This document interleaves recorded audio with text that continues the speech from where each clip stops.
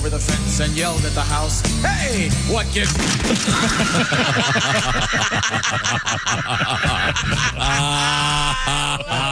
You don't say we didn't warn you. Oh, my God. There's laughter ahead. This is Bob and Tom Radio. Ladies and gentlemen, Bob and Tom. Are you on your phone while you're driving? Never. He's always Lies! Mine, it's on a speaker. I drove next to Tom 2 years ago, next to him on the highway for 15 miles, like directly next to him, staring at him. And because he was looking at his phone, he had no idea I was next to him. All four of us were in the car like this, and he didn't. Why would I be looking over there? And he was looking at his phone? Yeah, my phone's down here. Yeah. Why would I look to You're a guy. He's an outlaw. What could you possibly... He's looking for a Starbucks. Unless you're looking for your favorite Pantera song, you shouldn't be... Bob and Tom in the morning and highlights all day long. The Bob and Tom Show, weekday mornings at 6 a.m. Eastern on Bob and Tom 24/7. Beer belly blues. What color are my new shoes? 'Cause my feet and belt buckle are things I rarely see. My problem is not my glands. It comes poured from aluminum cans. And Pabst Blue Ribbon's been awfully good to me. And honey, when you buy my shirts, make sure they're triple XLs. 4 or 5 people I know at work have started calling me Orson Welles. I got endorsement offers from Michelob Light and Stroh's. And Junior Sample's family called and they're saving me his old clothes. Beer belly blues. What color are my new shoes? 'Cause my pants and my zipper are things I rarely see. My mama says I'm big boned. I'm built like a Jim Walter home. And old Milwaukee's been awfully good to me. Yeah, I used to be a lean 175. Now I'm way over 3. It's getting to the point where my own wife don't want to slow dance with me. 'Cause I like to eat and watch TV and knock out a case or two. Even people like Oprah Winfrey say that I need to lose a few.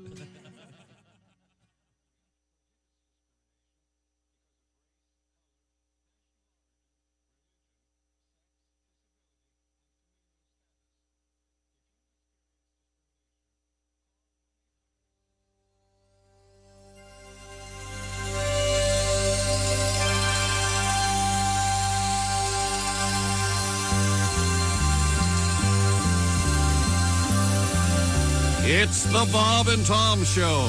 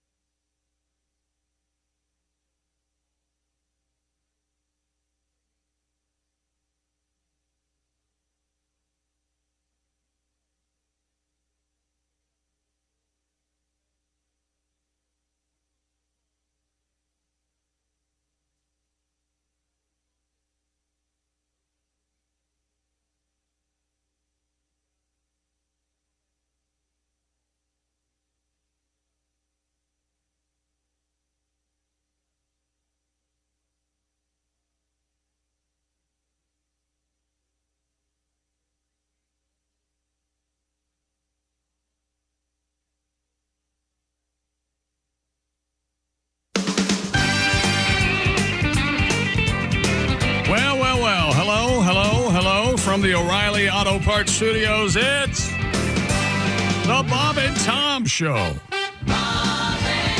There's Christy Lee. Hello. Hello. There's Pat Godwin. Hey, chick. Hey. How you been? You been working? All right? All right. You okay? Good. Yeah, all right. Yeah.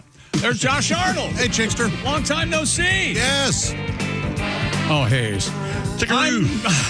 Chickaroo. I kind of like that. I am Chick McGee at the orangeinsoles.com sports desk. Tom is terribly preoccupied.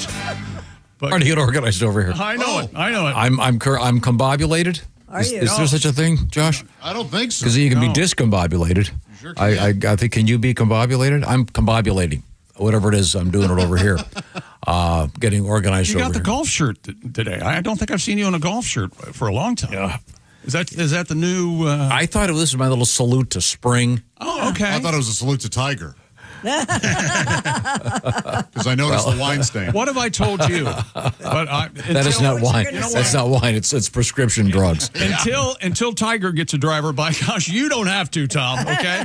You know, the Tiger Woods is worth probably, they say, $1.5 billion. I heard And- anywhere from 700,000 to over a billion. 700 million. 700 million. Yeah, the Forbes magazine says 1.5 or 1.6 billion. Someone asked me this question over the weekend. What do you suppose his car insurance costs? I don't think he I don't know. cares. Yeah. I mean, is he just self-insured? You know, Maybe. Because if he'd hit somebody when he crashed, well, you should probably do the story. Tiger Woods again, another car crash in Florida, and he was trying to buy a service vehicle with a pressurizing system on the back of it, a flatbed truck, and he was trying to pass, and he clipped it, and he Allegedly in a neighborhood. Yeah. yeah, and Like he was less than a speeding. mile from his home or something. But Range Rovers, the one he was driving, are some of the heaviest cars on the road. I don't know how he got that on its side, but by gosh, he did. Yeah. It's amazing. Well, at least it gave him a chance to adjust the radio. So he took a breathalyzer and triple zeros, but apparently police reported Well, that that's he right. was It wasn't booze. It was. Yeah. lethargic and pain meds and things like that. Well, he refused to do a Speculate. urine test. Yes, that's how evidently. That's how they would find out. Right. Yeah. But, And in Florida, you can do that. He's well within his rights. So. but they're well within the rights to prosecute him. And get a load of this. He's dating Donald Trump Jr.'s ex-wife, Yep. Vanessa, and the Secret Service has stepped in and said, Tiger, you can't drive They're kids. Donald Yeah. Trump's grandchildren Yeah. anywhere. You're done. I think they should make it a blanket any kids at all. Yeah, that's true. Get him a driver. I mean, it's a simple. He's a solution. billionaire. Yeah. I know. That's what I'm saying. He could have a team of drivers. Yeah. And by the way, if this had been John Daly, he'd still be in prison. Just as a little mental note there. Did you see? Well, I think the funniest thing is when Tiger puts on the jumpsuit they give him at the prison there at the jail cell. He looks like one of the caddies. That's true. He At the would. Masters. You see Josh out in these golf outings. They wear orange? They Well, wear they wear jumpsuits. Yeah. Well, at the Masters, they they're wear white. all white Yes, jumpsuits. they're usually all white. I don't know. Wear jumpsuit. You like that jumpsuit hunk, didn't you? Unfortunately, I can tell. mid joke, I choked. I mean, where else do you see jumpsuits? You're among oil them. change places, That's right. the Masters, Yeah. and jail cells. Painters. Painters. Painters, Let's yeah, start a list. Let's do it. No, painters wear those white pants with the hook on them. They can wear a jumpsuit. Hey, we're trying to help you. Don't yell at us. I'm sorry, I've got something in my throat here. Apparently, I was just joking on the. So anyway, that happened late Friday afternoon, I guess, like 3 o'clock Eastern in Florida. So, but the night before, I think he was playing that weird What is he doing? He was that in indoor game He was or in Los whatever? Angeles, right? TGL, Yeah. the golf league that he started, and it's hitting again. It's a video game. Right. Only it's world class golfers playing the video game. That's what it is. Like a big live simulation. Yeah. I don't know wild. why you would watch that, but Yeah, that is. people are enjoying it. It's So at the end of sports. yeah, That is. when we Watch people playing video when games. we can't come up to the actual Earth's surface any longer. This will be the number one sporting event in the United States. That is awful. Right? Yeah. Yes, come on. I know it's a separate thing. It's fine. I don't see any problem with it. It's a separate deal. The one cool thing about golf is you can be outside and take a walk. Yeah. And now you're in a in big SoFi dark Stadium hitting against a To me, giant. it's just a different game. That's what I thought when I was watching that. Play golf like it. Man, that screen, that's nice high resolution. And, they're going to be betting on it. Then there'll be some guy rigging the software. All right, when he hits it, press the Q. It'll make the thing go left 300 feet. That's right. Yeah, you hit the H on the keyboard. Hook. Okay. Anyway. I don't know. We'll see what happens. But Tiger will be okay. But he was the idea was he was warming up to go to the Masters. He had let speculation continue that he might indeed play in the Masters, which is what, April 9 or next weekend, I think. Now we have a lot of letters to get to here, but I want to tell you what's coming up today. We're going to talk with our good friend comedian Greg Warren with the Warren Report. Also, we're going to talk to writer Keith O'Brien, who has written a really good book about Larry Bird called Heartland, A Forgotten Place, An Impossible Dream, and the Miracle of Larry Bird. So you basketball fans, I guess basketball fans right now are all gaga over. They're saying to themselves, I could have passed it to the other guy.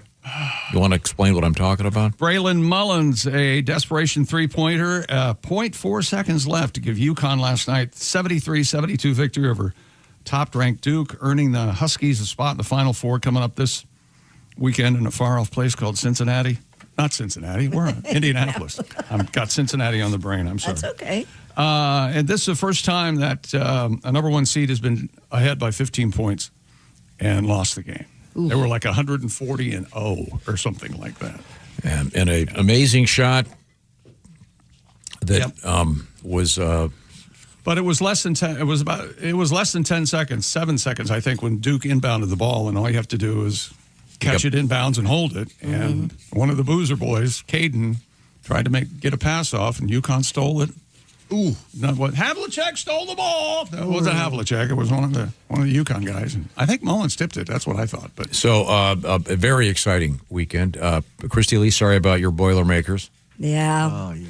Boy, 3/4 of that game were right in there, and then damn, that's okay. It was a good game up until then. Okay. Also coming up today, a guy we haven't talked to for quite some time, comedian Henry Cho. Whoa. Will be our guest later on in the show. We haven't seen Henry for a while.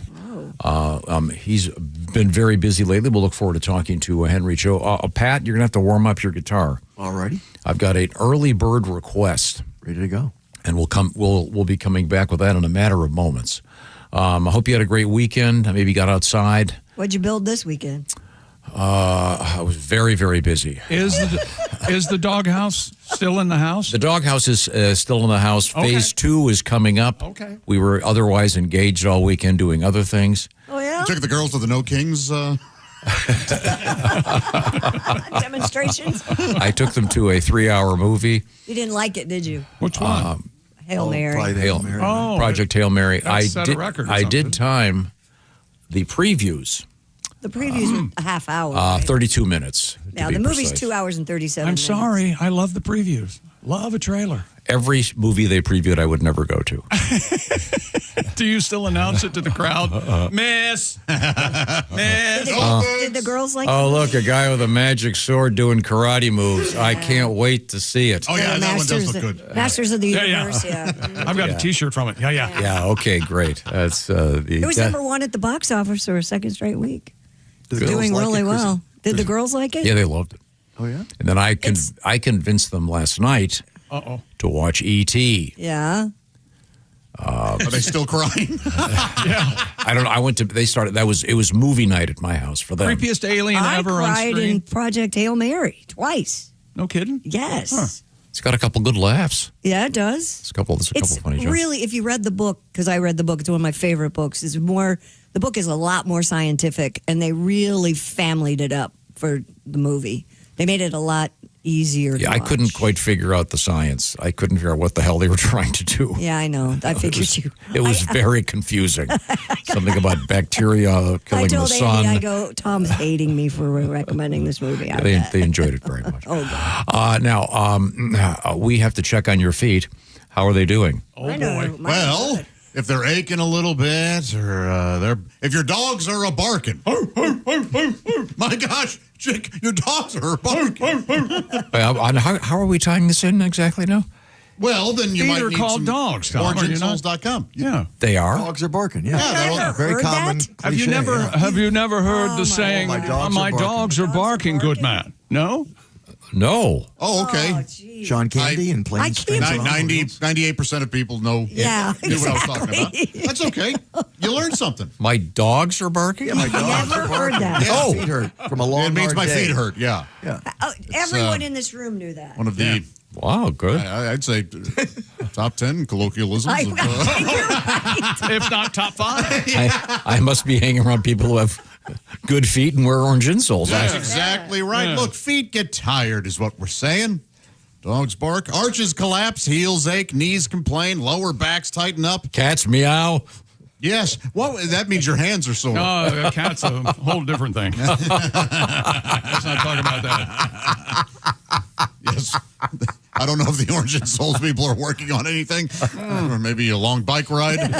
Stay off your cat, okay? Are you a steeplechaser?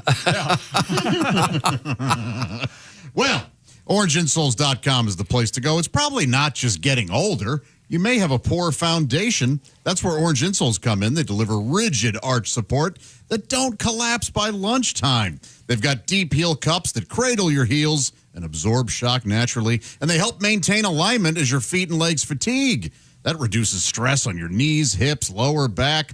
They're durable enough for work boots, comfortable enough for everyday wear. So if you're on your feet a lot, we know you work hard out there. Well, check out some Orange Insoles. Visit OriginSouls.com. Order more and save with Orange Insoles bundle packs. And be sure to use promo code Bob and Tom at checkout. You're going to receive $5 off your total order if you do so. Plus, Pat, excuse me for 1 second. If you're, let's just say your dogs are barking. Once you put your feet inside your shoes, what do the dogs bark? What does the dog's bark sound like? Well, it's muffled. Yes, yes. Yes, there we go. right, and if you notice, they've stopped. And there's no barking or whining because he has Orange Insoles in there. Plus, you're going to get free shipping in the USA. Never heard. I can't my believe dogs it. are barking. No. Never heard it? You must be lying. No, I've never heard that expression. John Candy on the plane. Oh, my dogs are barking. OriginSouls.com. One line, one movie. I saw it 40 years ago. I knew you shouldn't bring that up I because know. he was I going to know. think it's just that one. I'm sorry we're mentioning something that's 40 years old. We're sorry. And Candy didn't invent that. He was. It's a cliche. I don't think John Candy invented anything. Now, Anyway, I'm sorry. back to the mandatory verbatim. Yes. OriginSouls.com. Promo code Bob and Tom. Check them out. They may not solve arguments among friends, but they will solve your aches. And I would tell my dogs, I've got orange insoles in my shoes. You have to stop barking. And I think I understand the analogy. We will be returning with a on-demand. Let's see, an on-demand request from Pat Godwin All right. involving a famous food that I think you'll find fascinating. And coming up, possibly the coolest walk-on music for a baseball player you've ever heard in your life. All right, I'm looking forward to it. We are in the O'Reilly Auto Parts Studios. This is the Bob and Tom Show.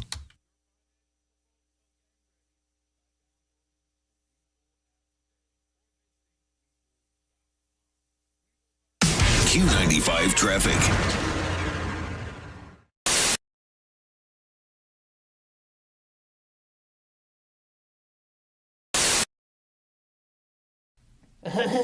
I have a bean for lunch and then a bean for dinner. Yes, it is. Yes, it is. No, it's not. Thank you. Thank you very much. Thank you. People say I got a bad break. Hey, man, what's going on? Yeah, this is so cool, man. I can't believe it. All right, all right, all right. I love the Bob and Tom Show because they represent America, the Constitution of the United States, and I live in Cincinnati, Ohio. Yeah, so anyway, I was asking, somebody told me that you are a mayor in Hillsboro, Ohio. That's got to be really interesting. Tell me about it. Hey, Mr. Potter. Hi, Building and Loan. Oh, gosh, Yogi, I'm all sticky. Hello, this is Droopy Dog. Hello. Hi, welcome to the Mr. Obvious Show. I am your host, Mr. Obvious. Let's take a call. Thank you very much. Thank you. I had a moment where my girlfriend thought she was pregnant. Mm-hmm. And by the way, if ladies, if you suspect that you're pregnant, tell the guy during the day. Don't wait until you're about to go to sleep. Oh. Because that's what she did. She's like, I have a cramp. I might be pregnant. Good night. I'm like, no. Good night. I don't think so. I go, well, let's find out. Well, what are you going to do? So I, hauled butt to Walmart. Yep. And Got a test. got myself a little test. Doctor in a box. Yeah, I know. 2 o'clock in the morning. And of all the times to get recognized. I walk into Walmart in the night shift. Hey, Fluffy. I'm like, oh, great. What do you need? A miracle. All right, here's some tickets to a Grateful Dead concert. Right. So I found the aisle where they sell the pregnancy test, and I realized something. Walmart has figured out the evolution of how life works, and they put it in aisle 4. As soon as you turn the corner, you see condoms. Then you see lubricant. The next to the lubricant, you see pregnancy tests. The next to that, you see Pampers. Next to that, formula. And at the end of the aisle, they sell beer. It's a full circle. You ever put your nuts on an anthill? No. You haven't? No. Me and my buddies used to do that. We do anthill rides. Whoever can stay on the longest. Get your nuts out, ride an anthill. See, these are the advantages to growing up in New York. Yeah. That never came up.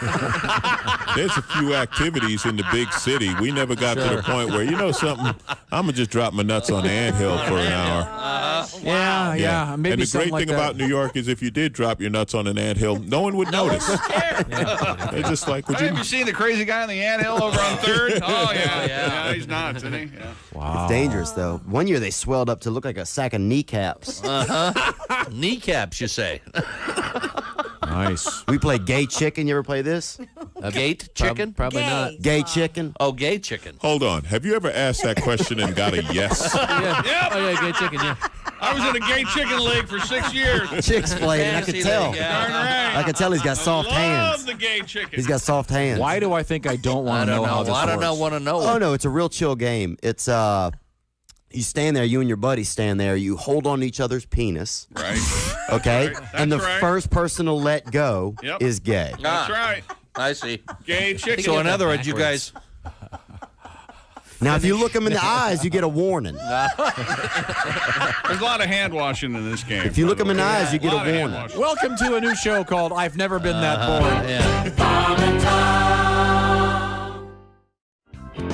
I watch a lot of news. By the way, my favorite news channel is CNN Headline News. Is it? Because there's no segue between stories. They go from polar opposite A to B with nothing in between. Yeah. And that's what the future looks like with a nuclear North Korea. Coming up next, a boy in Pittsburgh collects nickels. It's like the news for people with ADD. We're all gonna die. Hey, a horsey. Squirrel. I'm gonna. But these are some news stories that I noticed over the past several weeks. Could I share some? Sure. A woman in England pled guilty to disturbing the peace with her noisy lovemaking. Yeah. Well, she said guilty, but you could totally tell she was faking it. Sure. A company in Ireland created the world's first ever green technology vibrator that's powered by winding it up. Which means basically it's a Jack in the Box.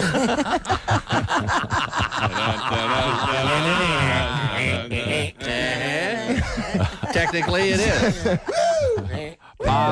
Sesame Street turned 40 years old last year, which you could tell because Big Bird got an earring and a Corvette.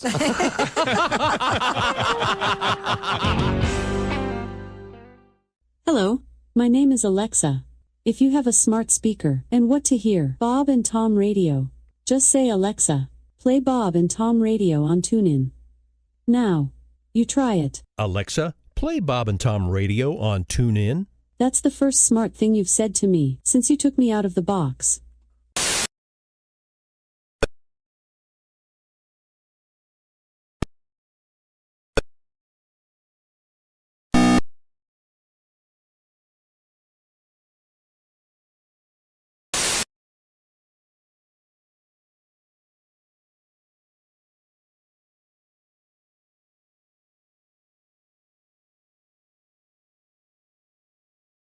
parts. There's Christy Lee. Hello. There's Pat Godwin. Hey, chick.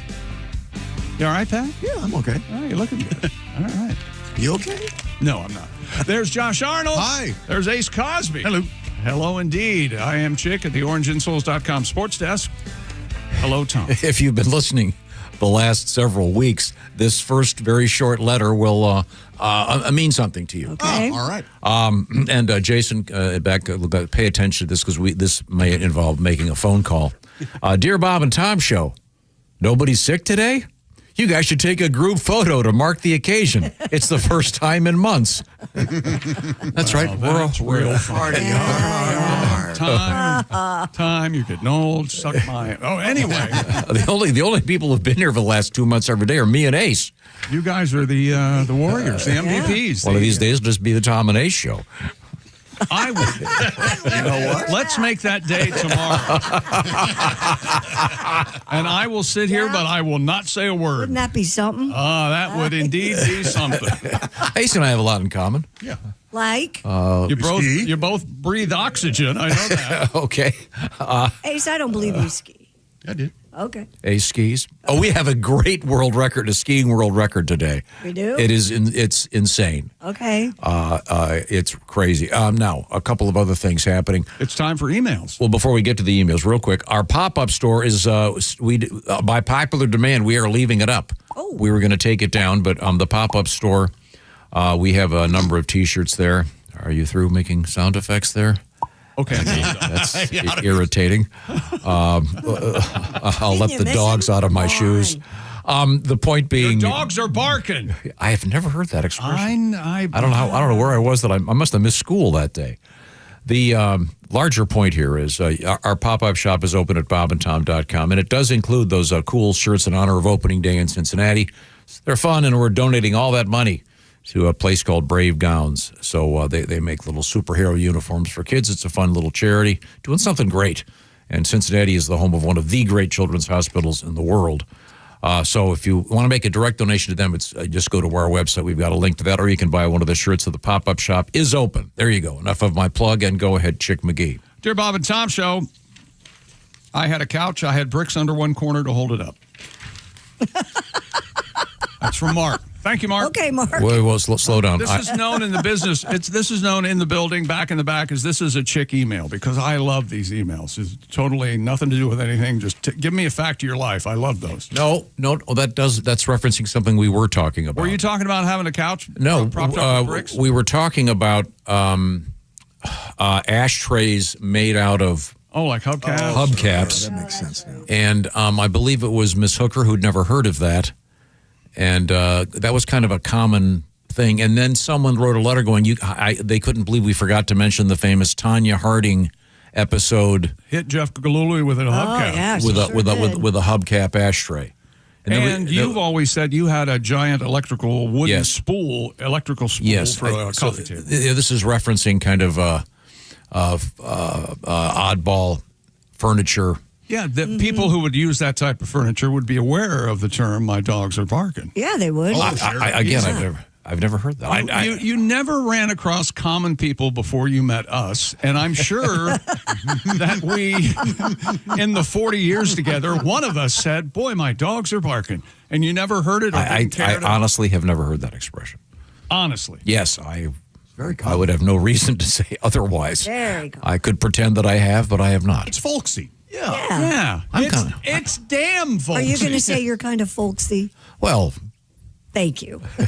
Are you saying you have the Kennedy touch? It's just like a comment you can make. Okay. Here's a request, Pat. Pay attention, but this is going to require a long explanation. You got it. We were. I can't even remember why we were talking about this, but we mentioned the hot brown. Yeah. On Friday's show. Mm-hmm. The hot brown is basically a turkey Manhattan, like a beef Manhattan. But when in the course of trying to find out exactly what it was, I saw a picture of it, and I was surprised it's not brown. Yeah, but because it's named after the Brown Hotel in Louisville, Kentucky. Which, yes. Yes. Which See, I thought it was brown gravy. That's what I thought. It's like a white gravy. Here we go. A hot brown is a rich, open-faced sandwich originating in Louisville at the famous Brown Hotel in the 1920s. Mm-hmm. And then it goes on to say it has a Mornay sauce, which is it says is it pronounced Bechamel. bechamel and cheese? Mm-hmm. But and apparently it's absolutely delightful. Legend says late night dancers at the Brown Hotel got tired of ham and eggs, and the chef created something heavier, richer, and more indulgent. But it's famous. It's one of Kentucky's signature dishes, along with Derby pie. The Derby's just around the corner. But this is a nice letter from Jason in Evansville, who said you guys were talking about both Led Zeppelin and the Hot Brown from the Brown Hotel in Louisville. My wife and I stayed there Sunday and saw the Robert Plant concert at the Palace Theater.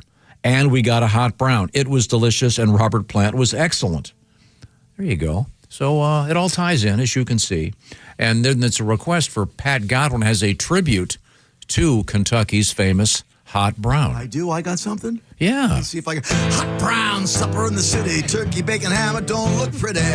Lots of gravy, not a little bitty. It's a favorite of the Louisville city. Gravy all around, slices of bread, large piece of ham, turkey bigger than your head. But at night your tummy aches. You gotta lay down that hot brown bakes. Come on, it'll be all right. I'll have another one tonight. It's delicious. It ain't pretty. It's supper in the city. Hot brown supper in the city. Thank you very much. A little tribute to John Sebastian and the Lovin' Spoonful. I love that song. Don't they? Aren't there corn? Aren't there horns honking in the somewhere in the city? Yeah. Yeah. You hear city all that noises. stuff. Yeah, city. Yeah, a little breakdown there in the middle. Yeah, right. Good song. Here. Dear Bob and Tom Show, this is from Loy in Ulysses, Kansas. You were talking about strange town names. You were talking about strange town names last Yes, we had a list. We're getting a whole bunch of them. Slap Out, Oklahoma. Slap Out, Oklahoma. There's a Dick Shooter, Idaho. There is? Belchertown, Massachusetts. That sounds... I got a letter from a truck driver right here. I drive through Booty, Illinois. Oh, yeah. There you go. Population 200. And Gaze, Illinois, he said, famous for their 2-story outhouse. No kidding. Whoa. I'm going to be upstairs if you don't mind. Yeah. A 2-story outhouse. I hope they're one's on the left and one's on the right, at least. Yeah. I mean, yeah, you want a duplex situation. That's from John in Mowequa, Illinois. All right. Beautiful, beautiful name. And there is, of course, here's another, Chris from Lexington, Ohio. I have driven through Big Bone Lick, Kentucky. There you go. Well, speaking of licks, French Lick, Indiana, associated, of course, with Larry Bird. We're going to be talking to Keith O'Brien, who has a new book out called Heartland, the story of Larry Bird in college and that whole miracle. We'll be getting to that story coming up with Keith a little bit later on in the show. Chick, back to you. Yeah, Dear Bob and Tom Show. Let me lick my thumb here. While watching Major League Baseball this season, San Diego Padres closer Mason Miller, who, by the way, has the record now for fastest ball pitched. Would anyone care to guess how fast it was? I'm going to go 104. 101. I have no idea. I don't know what. Josh is the closest, 104.1. Oh, jeez. You kidding me? Yeah, I mean, I thought I was over by 2. So do you have to, as a batter, do you have to start swinging before he releases the ball? I don't know. Would you be terrified at coming at you? Well, would you be able to see it to get scared? I don't know. Sheesh. Anyway, pay attention, Josh. Mason Miller walks out to Blind by Korn. Yes. And the fans go crazy. And Nate from Rice Lake, Wisconsin said, my walk-up music would be Blow Me Away by Breaking Benjamin. Oh, yeah, that's a great song. But I think we have Padres closer Mason Miller coming out, being announced. We need the volume on this. And being announced as he's coming out of the bullpen. It's...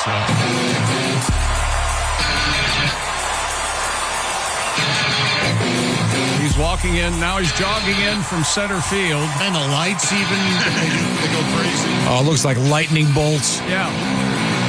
Yeah, that's awesome.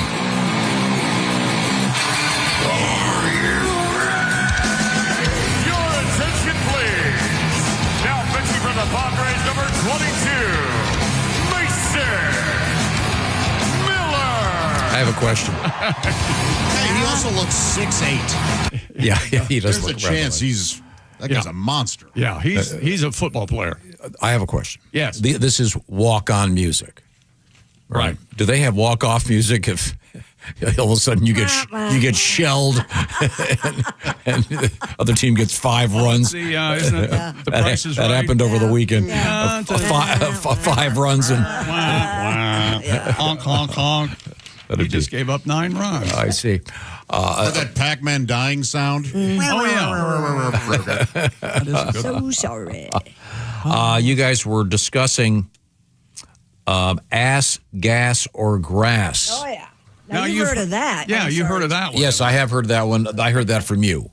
That's the famous if you want to ride. Are you serious? The first time you heard it was from me? You never That's heard right. that in the 70s? No, apparently I'm not around you types. All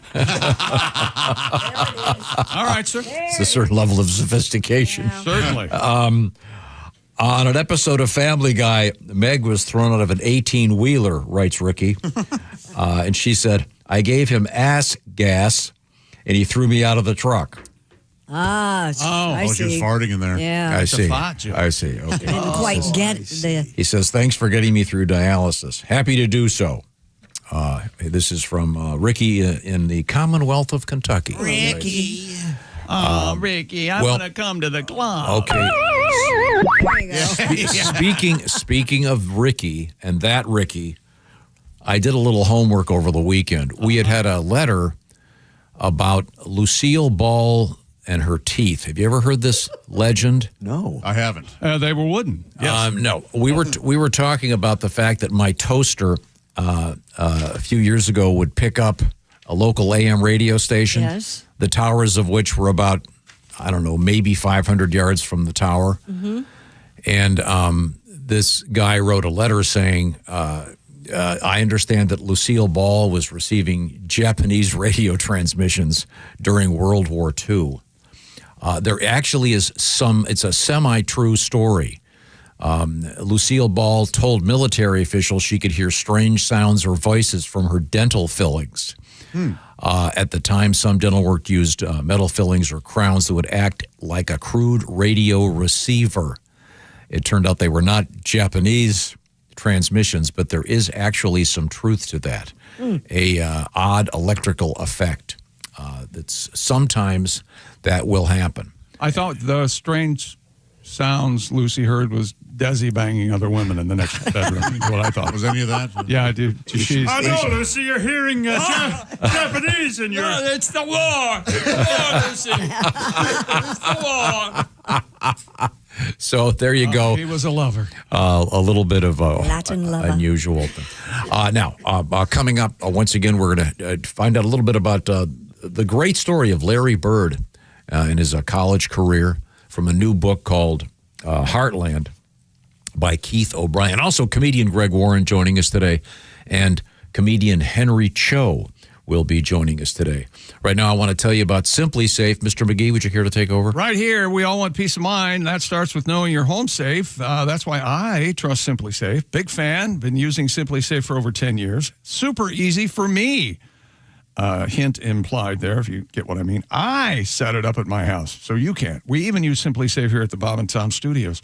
Traditional security systems only take action after somebody's already broken in. That is too late. Talk about closing the barn door after the horses. Have you heard that one? Dogs are barking. Close the barn door after the horse got loose. Right. Yes, of course, we heard about polo ponies, of course, yes. They have, at Simply Safe, Active Guard Outdoor Protection. Prevent break-ins before they happen. AI-powered cameras backed by live professional monitoring agents. Monitor your property and detect suspicious activity. If someone's lurking around or acting suspiciously, agents see and talk to them in real time, can turn on spotlights, and even contact the police, all before they have a chance to get inside your home. No long-term contracts or cancellation fees. Simply Safe protects over 4 million people. 60-day satisfaction guarantee or your money back. Named Best Home Security System of 2026 by U.S. News & World Report and ranked number 1 in customer service among home security providers by both Newsweek and USA Today. Do not wait. Right now, Bob and Tom Show listeners get 50% off their new Simply Safe system with professional monitoring. Just go to simplysafetom.com to get 50% off. That's simplysafetom.com. There is no safe like Simply Safe. Over the weekend, I saw one of those ass, gas, or grass bumper stickers. Oh, really? Mm-hmm. Yeah, and they'd crossed out gas and ass. But the price of gas these days, that's all they want. It's unbelievable. Now, we will look forward to more of your letters. You can reach us, Bob and Tom at bobandtom.com. I'll remind you, we have a brand new app, and we've completely redone the website. So if you get a chance, take a quick look-see, and don't forget we have left the pop-up shop up by popular demand, so you can check out some cool shirts, and a new floppy hat is out there. It's great. It's a bucket. It's called a bucket hat. A bucket hat? Yes. Did you never heard of bucket hat either? Never right? heard bucket hat? Son of a... We can't keep up with you. Come on. Get out there. Actually, Like a fishing hat, maybe? yes, I didn't know they were Nice called floppy hat bucket there. hats. How are your dogs? Are they barking? I can relate. If you lie with dogs, you get up with fleas. You've heard that Okay, one, right? and you wear a bucket hat. These are the O'Reilly Auto Parts Studios. This is the Bob and Tom Show. Want to share a letter or comment? Our email is bobandtom@bobandtom.com.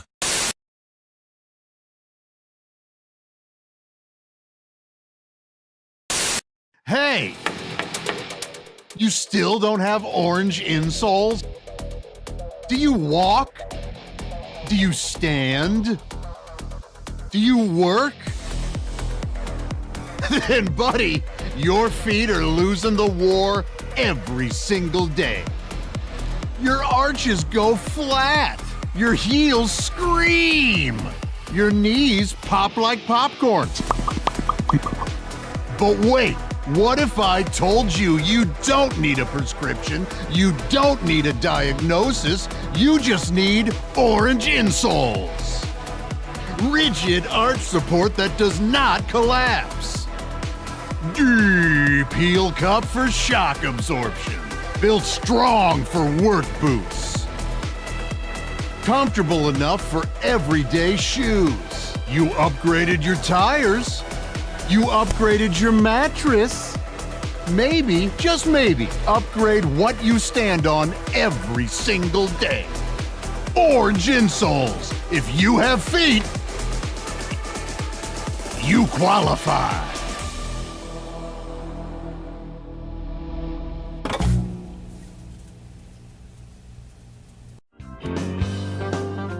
Okay. Well, we were talking about That's wonderful. You fly all over the place. You work a lot with the comedian Jeff Dunham. Yeah. So and you guys are always flying, but you're famous on this show for your discussion of flying. Wow. I know a lot of comedians do the stuff about airline jokes about everything from flying, and so this was just my experience. Was that I started to notice some of the pilots. There were those who didn't say anything to you really. They would just say, "Hey, how you doing?" But then I had noticed the ones who love to talk and point out things and give you a little tour in the sky. And, Sure. And I always thought those were guys who were frustrated radio guys. They wanted to be on radio. There's your captain here in the cockpit, and they always sound so cool. And so he always, first of all, he has to tell you he's in the cockpit. Like, where else is he going to be? Yeah, we know. We know. No. In the can right now. I just wanted to say hi. So if you guys don't form a line while I'm in here, please. So he's in the cockpit. Okay. And then they always tell you how many feet we're going up. I never understood why they had to share that with all of us. That's great. We're going up to 36,000 feet. You know what? I'm just a passenger. I'm not writing this stuff down. What did he say? 36,000 or 33,000? Because I need to know. Do you? Yeah. Right. And I want to know what the gauge says because this is, I can't see it. I mean, I need to know.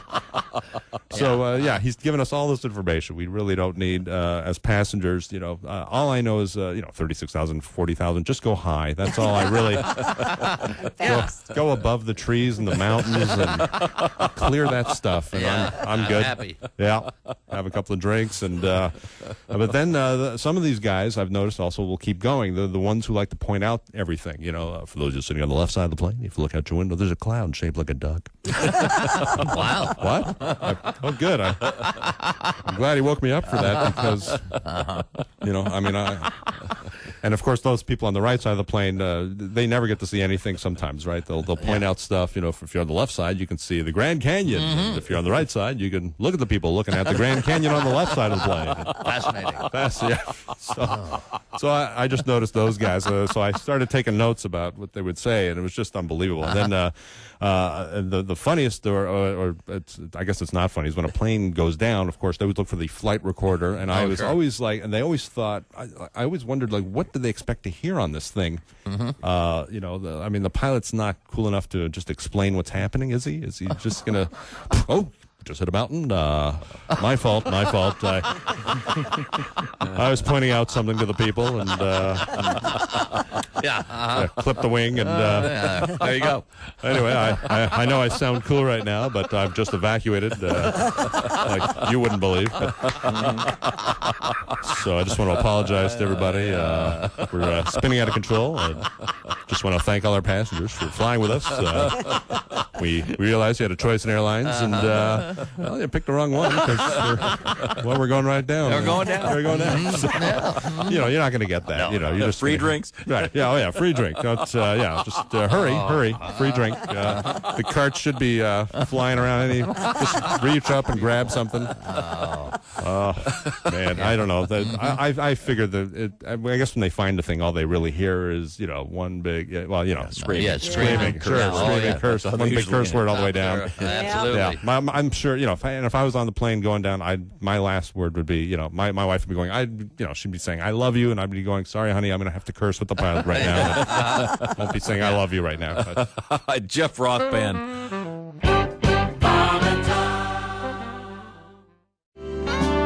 There is that fear for me of doing the person and them not liking it. It's a very real like, for example, recently I started doing the voice of a British action star, Jason Statham. Oh, sure. That guy. My man crush. I love Terrific, The right? bank job.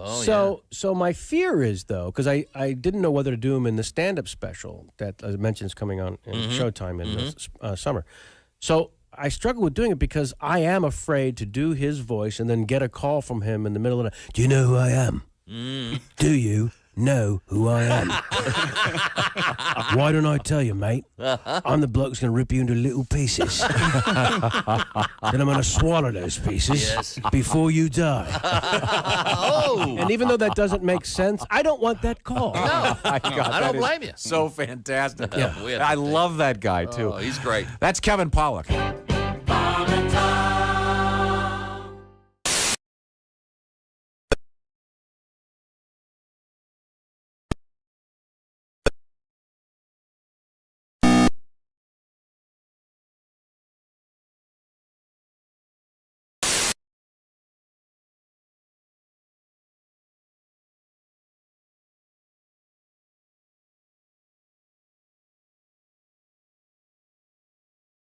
App. Welcome back to the Bob and Tom Show. We're in the O'Reilly Auto Parts Studios. There's Christy Lee. Hello. Hello, indeed. There's Pat Godwin. Hey. Hey, there's Josh Arnold. Hello. Oh, hey. Hey. I'm Chick McGee, and we're in the Bob and Tom studios. And coming up, Greg Warren Report brought to you by Lee's Famous Recipe Chicken. Famous for a reason. Yummy. Tom? Let's see now. That would be Chick McGee at the orangeinsoles.com sports desk here in the O'Reilly Auto Parts Studios. We have more letters. Did you have one you wanted to read over there? Hey, dear Bob and Tom Show, my name is Anthony. I live in Boise. I lived in Utah for a year. 3 towns you can hit in one day in Utah: Beaver, Virgin, and Fillmore. Oh. Yeah, and was Dick Shooter in Idaho or That sounds right. Dick Shooter, Idaho. Dick Shooter, Idaho. You're right. Yeah. There are a lot of odd ones out there. We were also talking about the T-shirt cannon, Chick. You missed our discussion about that. Love the T-shirt cannon. Yeah, and received this from Fort Worth from Sean. I heard you talking about launching food from a T-shirt cannon on the opening day of the show. When I lived in Rapid City, South Dakota, the city's Rush hockey team had an event where a local Philly cheesesteak restaurant would load a wrapped cheesesteak into the cannon and shoot it into the crowd. There you go. A cheesesteak. Yeah, sounds good. I would speculate that, they'd have to be Wrap it in wrapped. foil pretty well. Have to be wrapped properly. Yeah, I'm sure that's the key. Double wrap.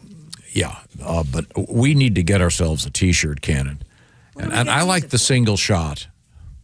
We could have used it the other day when we were broadcasting from Smoke Justice. Of course, that would have been pretty close range. Yeah. Yeah, you probably would have hurt Well, there someone. were people in the back. You could have shot it all the way to the back. I'm not sure if the ceiling was high enough for the proper arc. I mean, there are events where it would be very appropriate. Speaking of T-shirts, we have reopened our pop-up shop at bobandtom.com. It'll be open, I guess, this week now. We were originally going to pull it down. So anyway, if you get a chance, go visit. You may want to grab something while you're there. Now, we return to Mr. McGee. You got something else over there? I do. How about the sports? Braylon Mullins sank a three-pointer with 0.4 seconds left, which is about that long. So I didn't even pause. 0.4 of a second.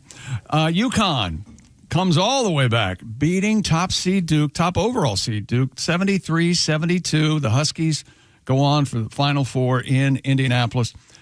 Connecticut down by 19 in the first half. Duke led by 3 before UConn's Silas DeMar Jr. made one of 2 free throws with 10 seconds left, and Duke playing keep away to prevent the Huskies from fouling. Caden Boozer's pass near midcourt deflected. After UConn came up with the ball, Mullins made a shot from well beyond the three-point line. Braylon, by the way, Indiana's Mr. Basketball last season, went to Greenfield Central Catholic. He's a Cougar. And he was interviewed last night on ESPN, and he said, this is incredible. Lucas Oil Stadium is like a half hour from my house. So it was a really cool moment for Braylon. So the Final Four is set this weekend, Saturday and Monday in Indianapolis. Illinois will face UConn, and Michigan will take on Arizona in the t'other. 6 o'clock for Illinois and UConn Eastern, and about 8:50 Eastern for Michigan and Arizona. Oddly, I think it's odd, Michigan is favored by 2 over Arizona, and Illinois is favored by 3 over UConn. Really? That sounds kind of backwards to me, and I looked at it 6 times. Are we going to see a shoe-in pick coming up? Yo, you bet your sweet Bippy. Okay. Have you ever heard I that? had to do it for you last week. Sweet Bippy, what'd you do? Well, I didn't do very well. Well, then you did exactly what I would do. Duke over St. John's, Michigan over Alabama. Okay. But I had Michigan State over UConn, and I had Iowa State over Tennessee. So Yeah, there you go. Well, that's all right. That's okay. Can't win them all. You can't win them all, Tom, and what did that teach us? There must be a folksy saying that you're not aware of. That the dogs are barking up my ass. I don't know. I've never heard that the dogs are barking about my feet. Yep. Sorry. I don't know if I believe you or not. I have never heard that expression. How could you be alive this long and not hear your... And we've been alive a long time. Apparently I grew up with people who had properly fitted shoes. That could be it. If you're just joining us, apparently the expression... Yes, we didn't know. We didn't take that into account. Right. Apparently the expression, my dogs are barking, means my feet hurt. Yes. I'm the entire world. And when Josh said 90% of people had heard the saying, I think it's 99% of the people. Ace, did you ever heard that? Yeah. Sorry. I must have been absent from school that day. It's all right. Your dad wouldn't have had occasion to say it. Oh, jeez. Maybe that's why you've never heard it. Yeah, my wheels are barking. Isn't really... That's it. Mock the disabled. You'll be paying. My wheels are squeaking. Oh, I could just see. Yes, Josh. You get up to heaven, and St. Peter goes, Oh, I see you were mocking Tom's dad because he had polio. That's going to be 40 years in hell. Wait a minute. No, let's make that a quick 80. You think one joke about Tom's dad and 500 banjo jokes about mine, or you don't think we're even? Oh, no. Even Jesus hates the banjo. Did you get him a little bike bell for his chair? Ching, ching, ching, ching, like in Breaking Bad? Because I'm assuming he couldn't speak there at the end. So he had to hit the bell to communicate. Am I close? Polio does not affect, in his case, the ability to speak. Oh, son of a gun. He did just fine. He was in an iron lung, too, right? He was for a while, That's yeah. fascinating. Before I was born, but absolutely. Yeah. I would have thought the iron lung would happen after he. But a little bit of trivia for you, here. And this may help people. My father did in fact have polio and was in fact in an iron lung for a while. But he said that when he had shingles, it was worse than when he had polio. Wow. So you can take that for what it's worth. Get your shingle shot. If you look it up, there is a double thing that they can do for you. So, but that's up to you. I'm not a doctor. If you don't get your vaccination, don't come complain bitching to me. No, when the government can't find you, don't come complaining to me. when you've got shingles making your ass crack bubble, you give me a call and I'll say nah. There are a couple of commercials out there that scare the hell out of me. They should with shingles, and it's like, and I don't think I'm eligible for anything right now. So because of my age. Letterman had shingles, and he said it was off the chart painful. But I see them, I'm like, I'm going to talk myself into getting this. I'm so afraid of it. Yeah. two of my children have had it. Welcome I've to had it. Big Farm. You can get it when you don't have to be. I've had shingles. Yeah, so no, I know, but you're not eligible for the vaccine. That's correct. Yeah. You Mine was not kids. that bad. Wait a minute, hold it. When were women allowed to get these vaccinations? When did that happen? Yes. Josh, am I crazy? I mean, maybe if all the guys that want them have gotten them. Right. And if there's some left over, we'll give one to Oh, the you guys are so funny. And then the male children. Yeah. Okay. Coming up, we have a candy bar heist. We have a bizarre story involving the medical use of pig semen. You will be absolutely stunned when you hear what it's for. Also coming up, great comedian Greg Warren, comedian Henry Cho, haven't talked to Henry in a long time, and writer Keith O'Brien has got a new book about Larry Bird out called Heartland, about Larry's college days. And it's Major League Baseball season. We'll go over some more slang that I hope you might know that's connected to Major League Baseball. Oh, cool. I don't think you'll know any of these. That's a great language. Yeah, right? Okay, well, Josh will be the one that'll know most of them. We'll find out when we come back to the O'Reilly Auto Parts Studios. This is the Bob and Tom Show. More of the show is on the way. You can find us on X at Bob and Tom, or you can email us at bobandtom@bobandtom.com.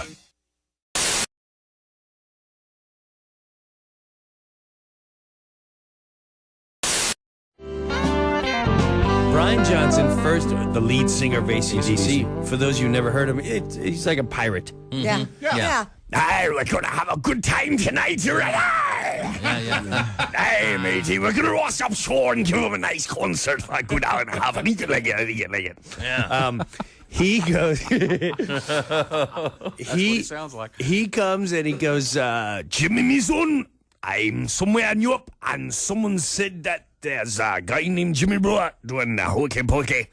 Goes, I challenge you to come up on stage with me at the show I'm doing. Oh my God. Yeah, sounds amazing. Right? Sounds amazing. Right. We're at a club and he's doing a benefit. And so some of the guys from AC/DC and Deep Purple and all this just. And Brian Johnson goes up on stage and we rehearse for about an hour. He's like, okay, I'm going to go out and I'm going to bring you out. And like, are they going to like this? Oh, they're going to love it. They're going to love it. They're going to love it. Uh-huh. I said, okay. All right. Well, when do I know to go?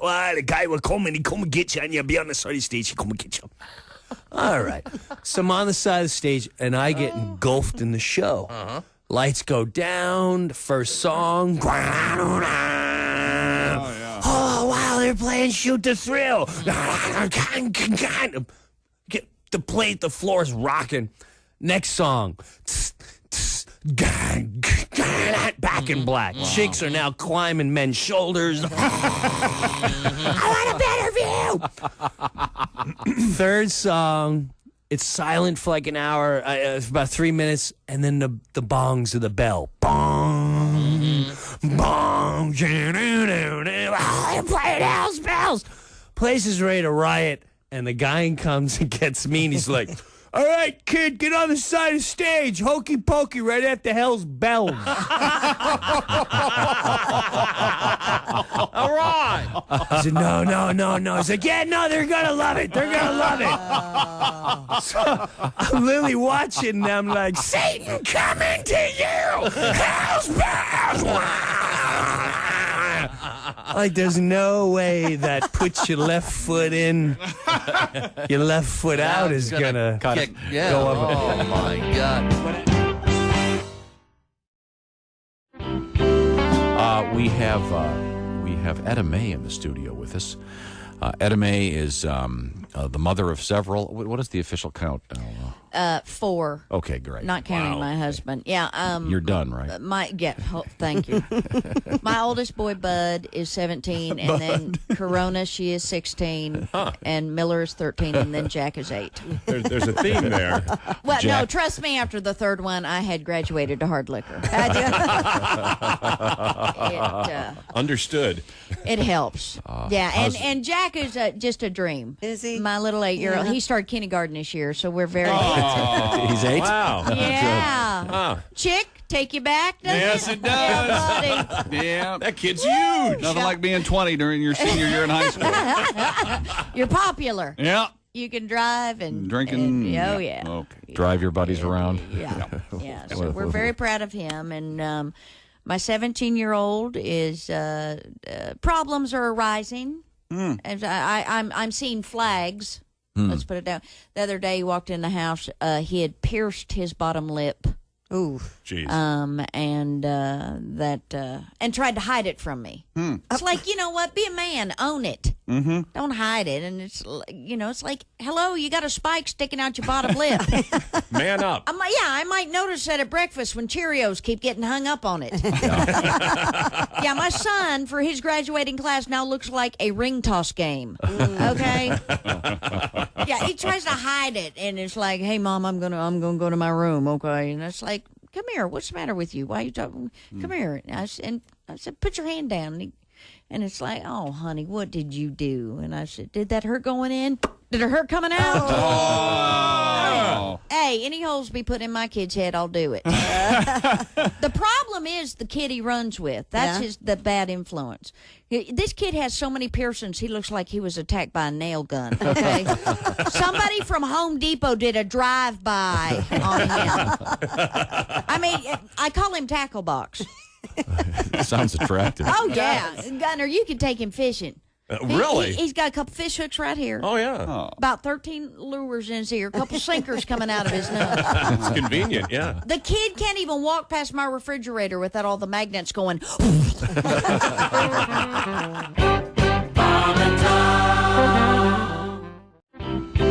wanted to ask you about this. These are your Adopted Adopted parents. parents. You are, That's okay. right. Okay.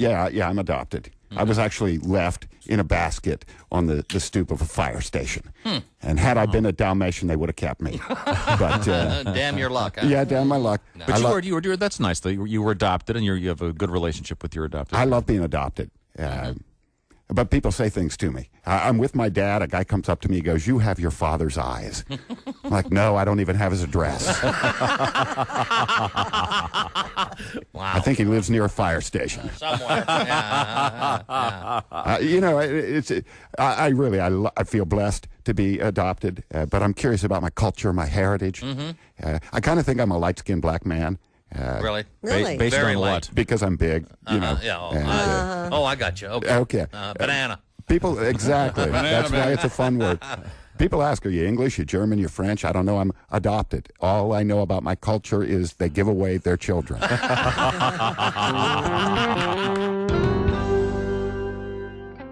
Hello, my name is Alexa. If you have a smart speaker and what to hear, Bob and Tom Radio, just say Alexa, play Bob and Tom Radio on TuneIn. Now, you try it. Alexa, play Bob and Tom Radio on TuneIn. That's the first smart thing you've said to me since you took me out of the box.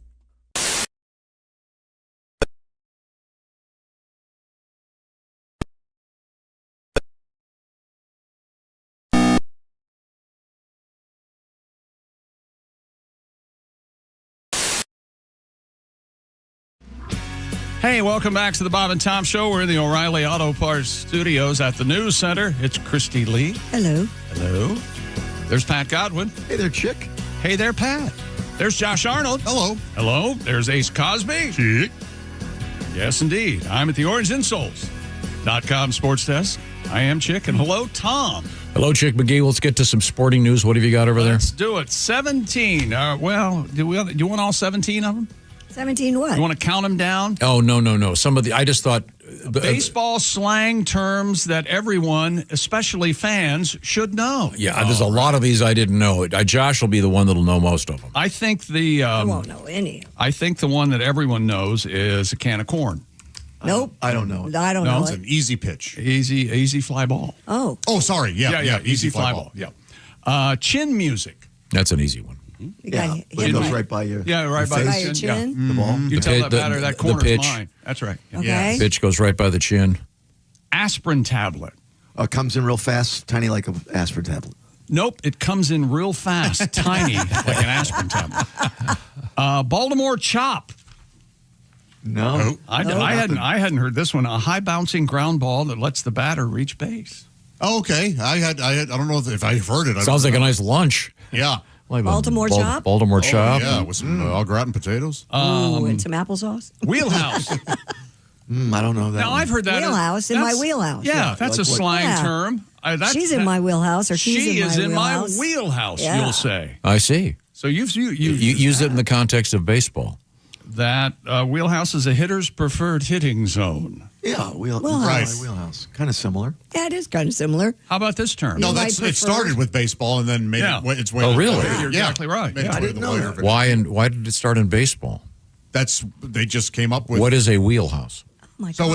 it's the preferred. It's where you want the pitch. No, I understand that, but what does a wheel have to do with it? You look like a wheel when you swinging, swing the bat. wheelie. Ah, And you oh, spin thank you, around. Josh. I appreciate that. My dogs are no longer barking. Oh, Why would your feet hurt over that? I'm just trying to. I'm learning new expressions today.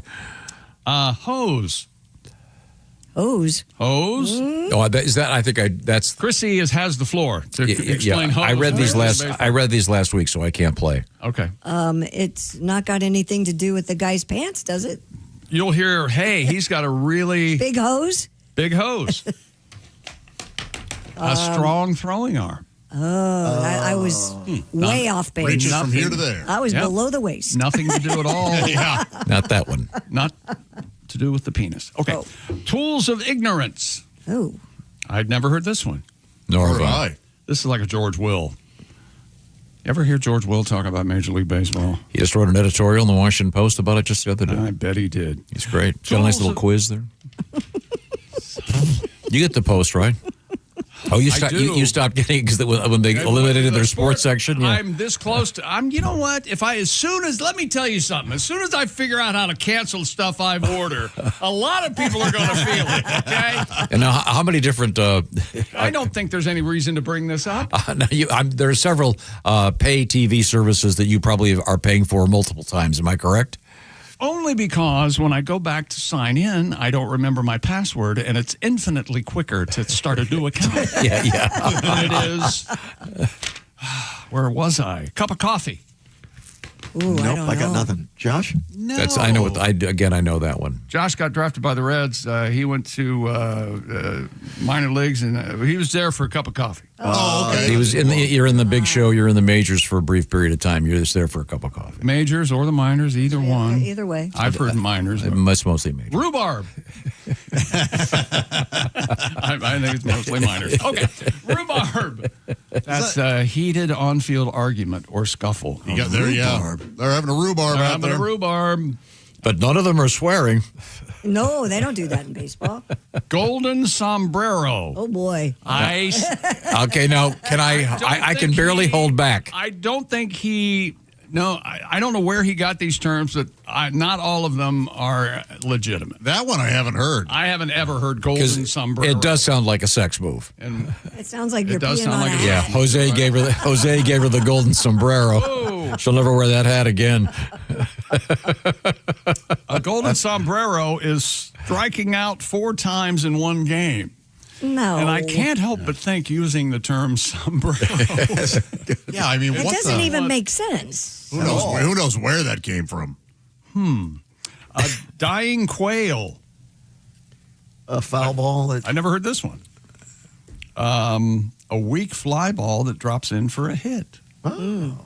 Not to be that different from a can of corn, right? Why would they have Can of corns can be easy to catch out in the outfield. Oh, okay. Well, I bet a can of corn would be hard to catch in the outfield. It's got to hurt like hell. Yeah, you put that in the T-shirt can and you kill a guy. Can you imagine that? Well, can of corn night. It's can of corn night, ladies and gentlemen. Welcome to Del Monte Can of Corn Night. Well, I'll tell you what. I don't know where the golden sombrero comes from, but it may be referenced in this piece. Joining us in the interview loft, comedian John Campanera. John's a great stand-up comedian, a veteran of the world of stand-up comedy. Started in Chicago. Mm-hmm. Now, Bob grew up in Los Angeles. Vin Scully was my man. Vin Scully. Mm-hmm. Is that something that you did? Vin Scully is funny because he's one of these announcers that loves to read lips. Yeah. And he thinks he knows what they're saying on the field. Wait a minute, here comes Tracy out of the dugout. He's in the umpire's face. It appears he wants to take the ump to Fuddruckers after the game. Young says he doesn't like Fuddruckers, says to go to Fuddruckers yourself. Tracy says you got to try the ground chuck you. Young says chuck you too and tosses him out of the game. Well, how do you like that? You offer somebody dinner and they throw you out of the game. You know what makes me laugh is Skip Carey, Harry's son. He does the Atlanta Brave games. Sure. I listen to this guy when I can't sleep. He's like Sominex. He's like, Chipper Jones takes one on the outside, 3-1 on Chipper Jones. Don't forget all week long, we got the best of the Duke right here on TBS. John Wayne right here on TBS. There's a long fly ball. Looks like that's out of here. Don't forget to tune in Tuesday. We got the best of Charles Bronson right here on TBS. Death Wish 1 through 25 right here on TBS. Well, I guess that was the game winner. Everybody seems to be shaking hands and patting each other. Tune in Wednesday when the Cubs come to face the Braves right here on TBS. I love that. And you know, Harry's going, I can't believe that's my son. He's got no personality. What the hell is he talking about? You know, Harry would get excited over the dumbest stuff. Hey! Check out the kid in the sombrero. That's a good-looking youngster, huh? You'd be like, what the hell is that? That's great. So I just did a little research. It would appear that the golden sombrero meaning the golden sombrero striking out 4 times in one game. Apparently, the origin of that is the hat trick. The hat trick in hockey. With 3 goals. 3 goals. That would appear to be the origin of the golden sombrero. I have never heard it, but that's what it just might be. But but it does sound like a sex move. Wouldn't you agree, Christy? Yeah, I guess. Not my cup of tea, but yeah. What do you mean? Oh, you wouldn't want the golden sombrero? No, I would not. Okay. What if you find out you like it? Can you tell me? Find out that you like it? Can you tell me what it is again? What, peeing in a hat? Oh, that's what it is? Peeing in a hat. Somebody right now is driving going, that sounds pretty good. Wait, let me get this straight. Christy Lee's going to pee in a hat. Or is she wearing the hat? Does it have to be a sombrero? Yeah, maybe you put the hat on and someone pees on you. Yeah, maybe. It could be really disgusting. Actually, the sombrero would keep you dry, I would think. Maybe. Well, if you're wearing it and he's going in the brim, it's going to stay in the brim. Well, it depends if it's a waterproof sombrero. There might be some. Oh, that's right. They are every made of sombrero straw, I've usually. seen is like a straw. Yeah, that would be leaky. They're strictly the sombrero is strictly a worn for various rituals and ceremonies, right? I mean, it's not like a practical. I think it is. It keeps the sun off your face. It keeps the sun off. You could wear one. Yeah. Really? Instead of your cowboy hat, you could wear a sombrero. You'd look ridiculous in a sombrero. Now, I was walking my dogs the other day wearing my cowboy hat. Yes. Are you kidding me? No. I want to see the picture? I would love to see the picture. As would everyone listening. Would love to see you walking the dogs in the cowboy hat. I'll send it to Joe. Please do. I did it in honor of. Well, I'll tell you, it was done as a tribute. A tribute? Yes, I'll have to explain in a few minutes. You'll understand. Well, somebody better explain something. I can tell Okay, you. okay, but it was not a sombrero. This was explained to me by some folks from American Financing. This happened to a friend of mine, and the essence of it is you get your credit card bill, you look at it, and you go, wait a minute. I'm trying to pay off this balance, but it just keeps getting bigger.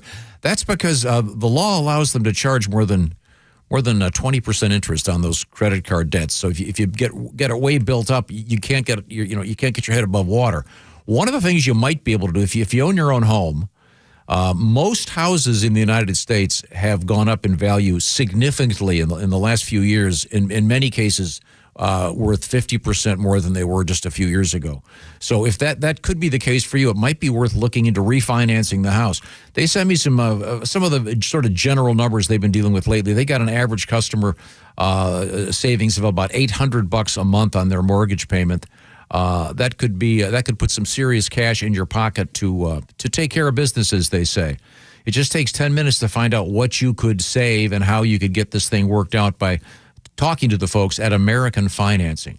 Once again, it's the idea is also to check out their home loan stuff. So I just recommend going on their website and finding out what's going on. AmericanFinancing.net/Bob and Tom. You can call them at 866-889-2611. But you might be able to get your head above water and stop paying that huge interest on those credit card debt that you've built up. So your house may be worth quite a bit. Find out what's going on with that by talking to the folks at AmericanFinancing.net. NMLS 182334, NMLSConsumerAccess.org. APR for rates in the 5 start at 6.196% for well-qualified borrowers. Call 866-889-2611 for details about credit costs and terms. Visit AmericanFinancing.net/Bob and Tom.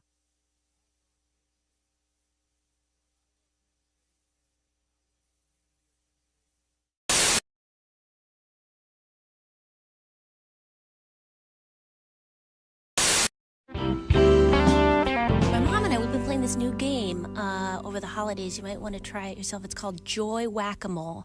What happens? I bring up something that I'm happy about, and then she comes in and slams it down before I can ever feel too good about what's going on. I see. Okay, all right. I told her, Mom, my friend Amy had her baby. Oh, that's great news, honey. That's not the greatest news for the 600,000 kids in foster care, but if she wants a fresh one, everybody wants one that looks like them. So, Mom, I'm doing a show tonight. Oh, sweetie, I have a joke for you. Listen. A friend of mine, coincidentally, she was in foster care. She was airlifted out of the Sudan in the late 90s. She'd been bearmed and belegged by the Janjaweed, the horseback militia. She'd love to do stand-up, but she can't. And she's just a hoot. She's in a hospice situation. It's really just a matter of time. But the priest comes in and asks her, would you like us to light a candle for you in the chapel? And she says, sassy as you please, teletyping through her eyelids. Well, how many candles you got? Because so many horrible things have happened to her and keep happening. Sweetie, have a good show. What you do is so important.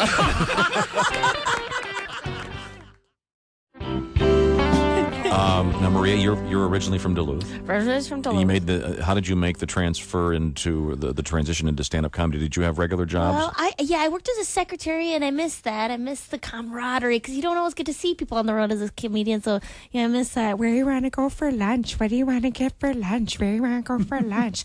I get like a sandwich, something. Or like a salad. Oh. I mean, maybe we could just a place I could get like a Diet Coke. We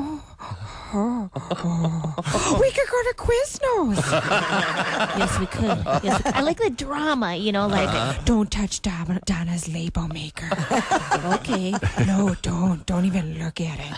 Why? Because she bought it with her own money. Oh, enough said, sister. Why don't you tell Donna to keep her mitts off my freaking tape dispenser, which she should know is mine because it's clearly labeled. Oh. Fellas get mad. Who stole my key lime pie yo play? Wasn't me. Did you eat my Southwestern style lean cuisine? No. Did you eat my half chocolate rabbit I've been gnawing on for 5 years? It's basically only half a head and an ear with a soft baby blue ribbon wrapped around it because my ma gave it to me for Easter. Yes. Oh. It took you too long. I had to scrabble it up in my chops. But yeah, I used to work as a secretary for a long time. Yes, you've been around. Yeah, I've been around, and I used to work as a Star Trek character in a touring show. I did a Star Trek character. Oh, we really? Go What? Mall, Wait a minute. mall openings and Jack in the Box promotions around the country. Which What Star character? Trek? Well, I was a Bajoran, which is from Deep Space Nine. Not many people. Greetings, It I'm sounds- Major Lelanka, the planet Bajor. Get the F away from me. All right. That was most of my job. What is the name of the tribe, the people? The Bajorans. So they're Armenian. Jorans. We were like the Jews of your World War II. We were decimated by the Kardashians, which are And the Kardashians definitely Armenian. Yeah, they are. Yeah. They're lizard-like people. And all I have left of my parents to remember them by is this bloody paper doll. That looks like a napkin with some ketchup on it from this food court. Oh, so you're a denier of the Holocaust. I see. Well, why don't you wait for your wife to come back from the Chico's where she's buying a boxy jacket. Maria Bamford is our guest. This paper doll. Oh. Did you? I haven't seen Chick look like that in a long time. Did you ever? Did you ever work at a theme park as a character or anything? They trained us at a theme park, and it was in North Carolina, so it was a very it was a place where people wore a lot of religious kind of rock star T-shirts where they'd go like, "Come follow Christ, he's going to be seen at the mega," that kind of thing. So I did a little work there, but I'm not very good at talking to strangers. Trying to get people interested in talking to me. It was just terrible. It was mostly that Greetings. You got makeup all over your face. You mean my genetic makeup? I'm very different from you. I'm an alien. No. Did you I have a wish the costume? Vulcans would come back from their smoke break. Did you have? Hello, my name is Alexa. Are you looking for Bob and Tom Radio? Well, it's on me. Just say Alexa, play Bob and Tom Radio on TuneIn.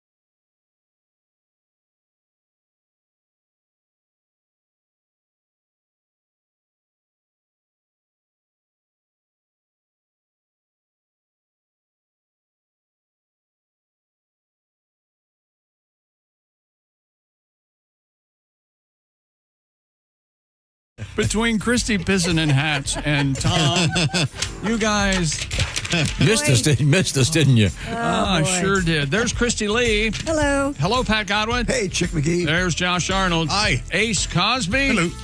I am Chick McGee at the OrangeInsoles.com sports desk. Here's Tom. Is that a letter? Yeah, this is a letter indeed. This might make you feel good, Josh.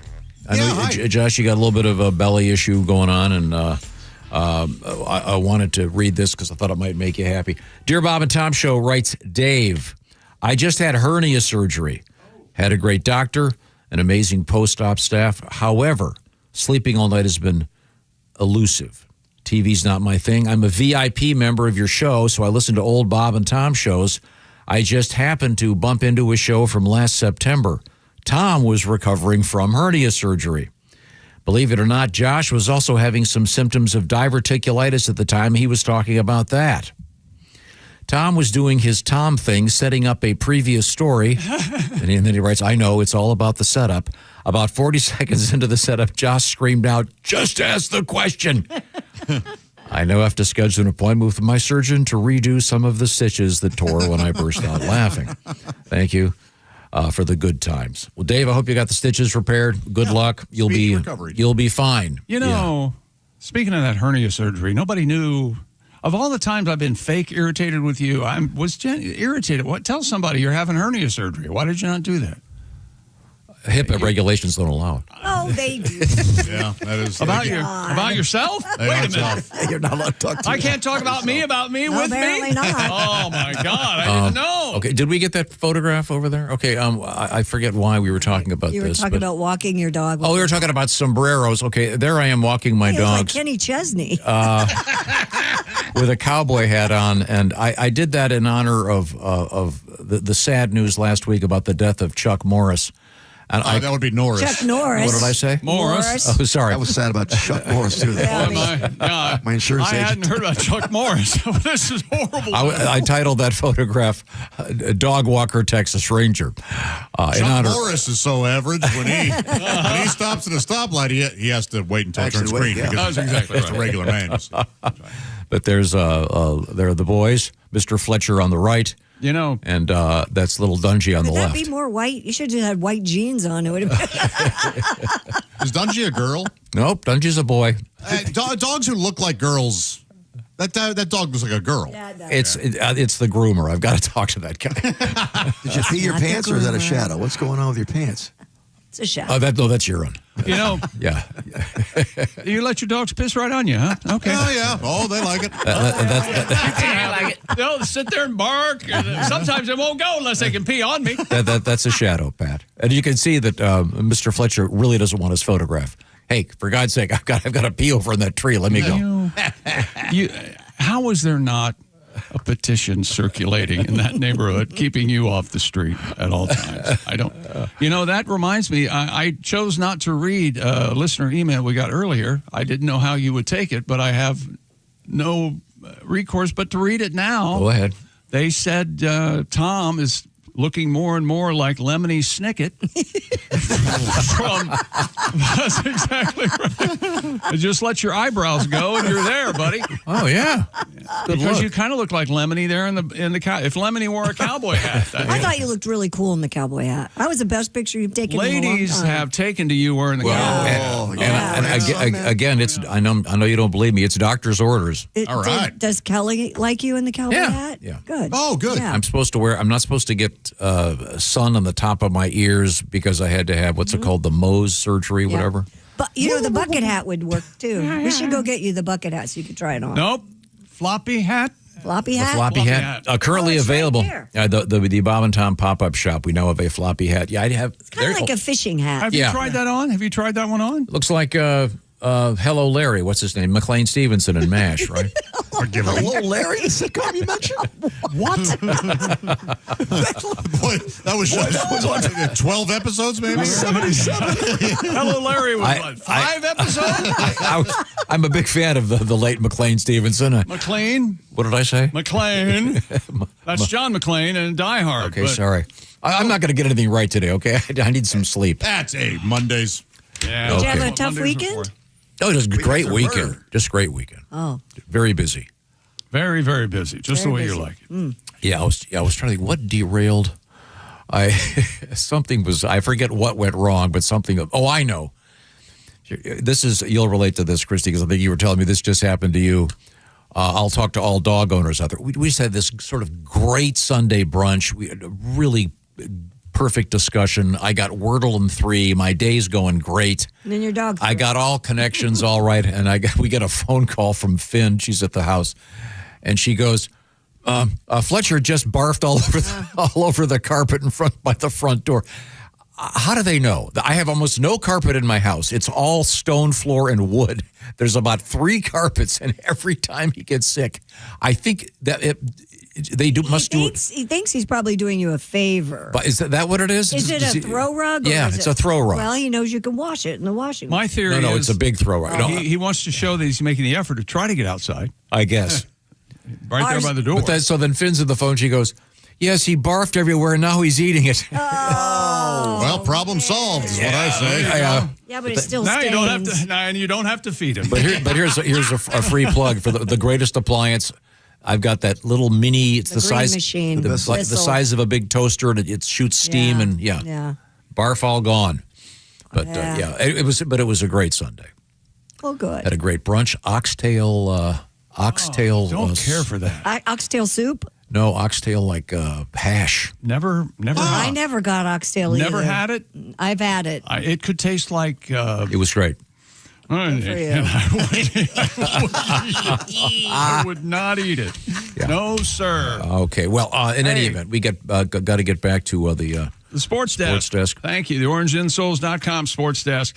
Tiger Woods arrested on suspicion of DUI. What? You're listening to a sportscast from 2 years ago? No. This is fresh. Unlike the TV station, I think, in Los Angeles that did this story and ran video from the previous. When he almost lost his leg. By mistake, they ran the old video. Yeah, they ran the wrong. Arrested on suspicion of DUI. He was involved in a rollover accident in Florida in a Range Rover, the heaviest car on the road. He got it to roll over. The Martin County Sheriff said Mr. Woods. Probably trying to find a radio station on that crappy radio. You did have difficulty trying to interact with your Range Rover I know. controls, I don't as I drive recall. anymore. Tiger had been traveling at high speeds on a residential road. His Land Rover clipped a truck, rolled onto its side. Following the crash, he allegedly shown signs of impairment. Sheriff added... So a DUI, it's not just for drinking. No, certainly not. That's why they... Because he blew a zero. Under the influence rather than while intoxicated. I think that's why they changed it.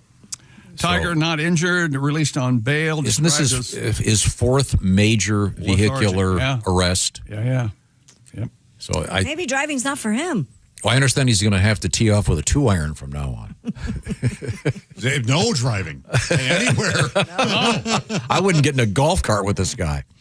Yeah, he's got bigger issues than driving. But once again, he is one of the wealthiest athletes in the world. His net worth is purported to be $1.6 billion with a B. That's a lot of money. Just goes to show you. 90% of his income, they say, is from endorsements. Money but he lost make you happy. He lost the Nike thing, right? Yeah, in 24 they parted. He has Sunday Red or something like that. That's his. It's a leaping tiger that he wears because he wore red at the Masters on Sunday. Yeah. And it is true. It sounds like an Onion headline, but it is true that he's apparently dating Trump Jr.'s ex or something. Yeah, right. Donald Trump Jr. And the Secret Service. And she is the mother of Donald Trump III. But he's not allowed to drive them anywhere. I know it sounds like a joke, but that's apparently. He hasn't been allowed for about a year. Yeah, that's what Pat told me. Yeah, it's really making the I think rounds common today. sense would dictate the guy clearly can't. Driving is not his thing, to say the least. But he's okay. He didn't get hurt this time. Has this made you think about getting a driver, Tom? At all? I've never been in an accident. Well, you're due then. That's really surprising. I mean, that's a pretty good track record. That is a good track You've record. never been in an accident while you've been a licensed driver? I've been hit twice from behind at a red light. That counts as being in an accident. In front of a mall at a red light at a guy. You're still in an accident. How did I know that was it? And by the way, from what wasn't my fault. Oh, How do you have hit me? And a lot of people say most accidents are caused by the person who's hit. How do you? I was at a red light. What am I supposed to do? We don't know how hard you slammed on your brakes to stop. I was not in motion. It was not. It was not a moving violation. Much like your last sexual encounter, Josh. How did you? Yeah, that was so moving. I meant her. I wasn't involved. I only heard about it and I sobbed. What you did? How did you describe the accident that wasn't your fault? Hit from the back. What? I was in front of a major mall at a red light, just stopped. Minding your own business. And then the guy that hit me, and of course, didn't have insurance. And boy, does the hatchback of a Jeep Cherokee cost a lot of money. Oh, they're very nice. Yeah. Oh, yeah. You get what you pay for. Yeah, well worth it. Try replacing a windshield in it. Never mind. Look what time it is, kids. Stupid world record. A former U.S. Air Force pilot has broken the Guinness World Record for the fastest tow while skiing on asphalt. Oh, this is nerve-wracking. What? Yeah, I mean, this is insanity. Road rash galore. The guy is. Do we have any video of this guy? Yeah, he's behind I think is it a Tesla? Looks like he's just being towed across a parking lot on skis. He's on skis, not on just on his feet. Are there the rollerblades? No, it looks like they're just regular skis. And there are a bunch of parked cars around and Yeah. everything. Wait a minute. Can you slide on asphalt on skis? Well, sure, for a while. If you're dragged quickly enough.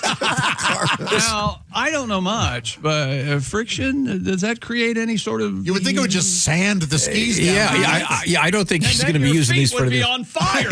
Yeah, this reminds me of the Wile E. Coyote rocket thing, where he'd put on roller skates and go. This is insane. Oh, Although I must say I'm not on vacation right now because there's no snow anywhere. You were supposed to go on vacation? I was going to take a few days to go skiing. There's snow's terrible. They closed Deer Valley already in Utah. They closed. It's just no. Your valley's closed. Yes. Deer Valley. Deer Valley. Deer Valley. Goodness Kinda gracious. late in the season anyway. Josh, did you hear Deer Valley's closed? Did you hear Deer Valley's closed? Isn't it kind of late in the season anyway? In Deer Valley, they don't allow snowboarders, so you know that they're good people. You were going to look at me and say that. Deer Valley, they don't allow you. They're a superior people. Yeah, no, the snow is so crappy. So here I am. Lucky you. This guy, once again, he's being towed across a parking lot on skis. Were he to go down at 60 miles an hour, yeah, he'd be. I mean, that would be. Life hard enough? Why do you have to cheat? No joke. He'd break his arm or his shoulder or whatever. Johnny Cruz Buckingham. That's who this guy is. Oh, keep reading. Don't you care? Look at the name. Keep reading. Look at the name of his kids. He earned the title by strapping on a pair of skis and getting pulled behind a car across the parking lot at 69 miles an hour. Mr. Buckingham already has over a dozen records, such as the most fire knife spins in 30 seconds. Whoa. Fire knife spins? Is that where you set your knife on fire and spin it? Spin it? Yeah, I think that's. I'm assuming it's a juggling thing. Why would it be a juggling thing? Yeah. Well, the knife's on. The knife's on fire. I assume you're. Okay. And the fastest time to travel to all 7 continents. Can I tell you something? Oh, we talked about him already. We did that. I can't tell you all 7 continents. I don't think I could. I bet you can. I don't think I can. Okay. There's America.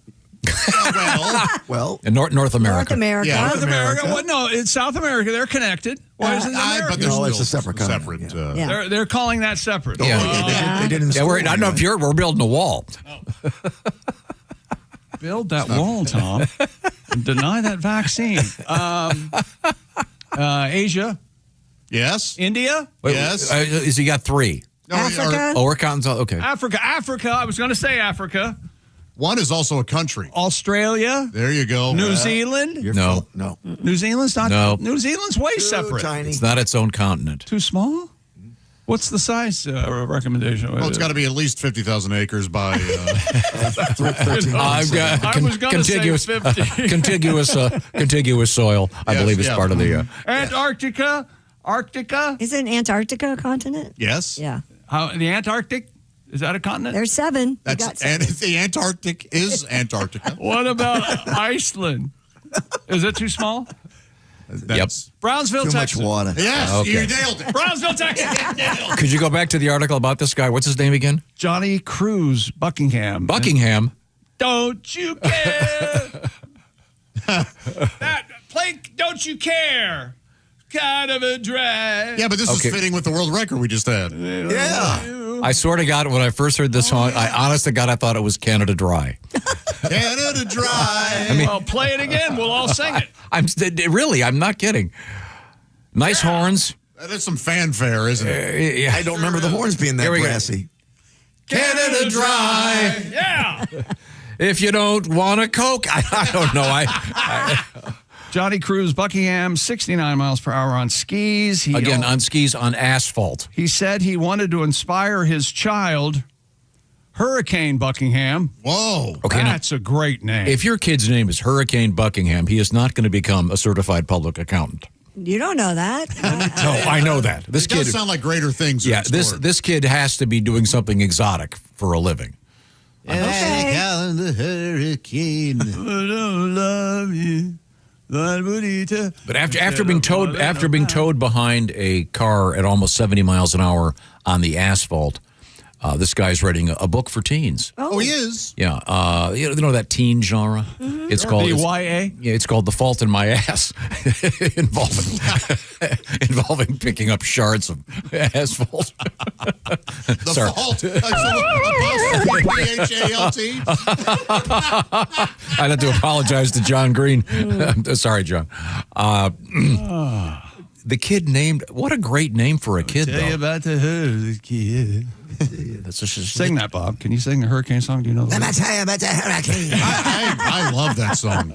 I do too, but didn't they? Minutes of. Didn't they eventually yeah. find out that the guy did it? Well, Oh, no, they're back to. there are some people who are going, no, he was actually pretty guilty. Yeah, let's come back to guilty. Yeah, right. But that is a great song and a great record. And Mr. Bob Dylan is still on tour, ladies and gentlemen. You know, that would be almost. I ain't going anywhere. Old Bob Dylan, not enough people do. Godwin's got the you've owned the market. It is late career. It is hands down the best Bob Dylan I've ever heard Although in my life. Haywood, in that one song where he goes from the early Bob Dylan to the Nashville Skyline Bob Dylan, that's a trick. And he does in fact nail that. Yeah, definitely do right, Bob Dylan. So Hurricane, what's his name? Okay, Hurricane, what's his name? Buckingham. Hurricane, yeah, but Johnny Cruz Buckingham and his son Hurricane. His daughter Typhoon. I don't know. Coming up, comedian Greg Warren, one of our favorites.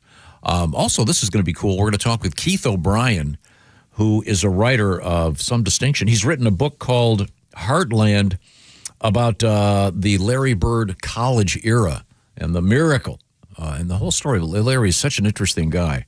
And so for you basketball fans, especially this week, we'll get to that coming up. Also, we haven't talked to this guy in a long time. Great comedian Henry Cho will be our guest here in the O'Reilly Auto Parts studios. This is the Bob and Tom Show. Got a comment to share? Text us at 888-262-8661.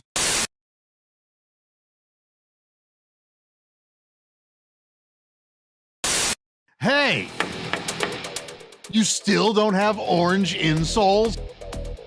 Do you walk? Do you stand? Do you work? Then, buddy, your feet are losing the war every single day. Your arches go flat. Your heels scream. Your knees pop like popcorn. But wait, what if I told you you don't need a prescription, you don't need a diagnosis, you just need orange insoles? Rigid arch support that does not collapse. Deep heel cup for shock absorption. Built strong for work boots. Comfortable enough for everyday shoes. You upgraded your tires. You upgraded your mattress. Maybe, just maybe, upgrade what you stand on every single day. Orange insoles. If you have feet, you qualify.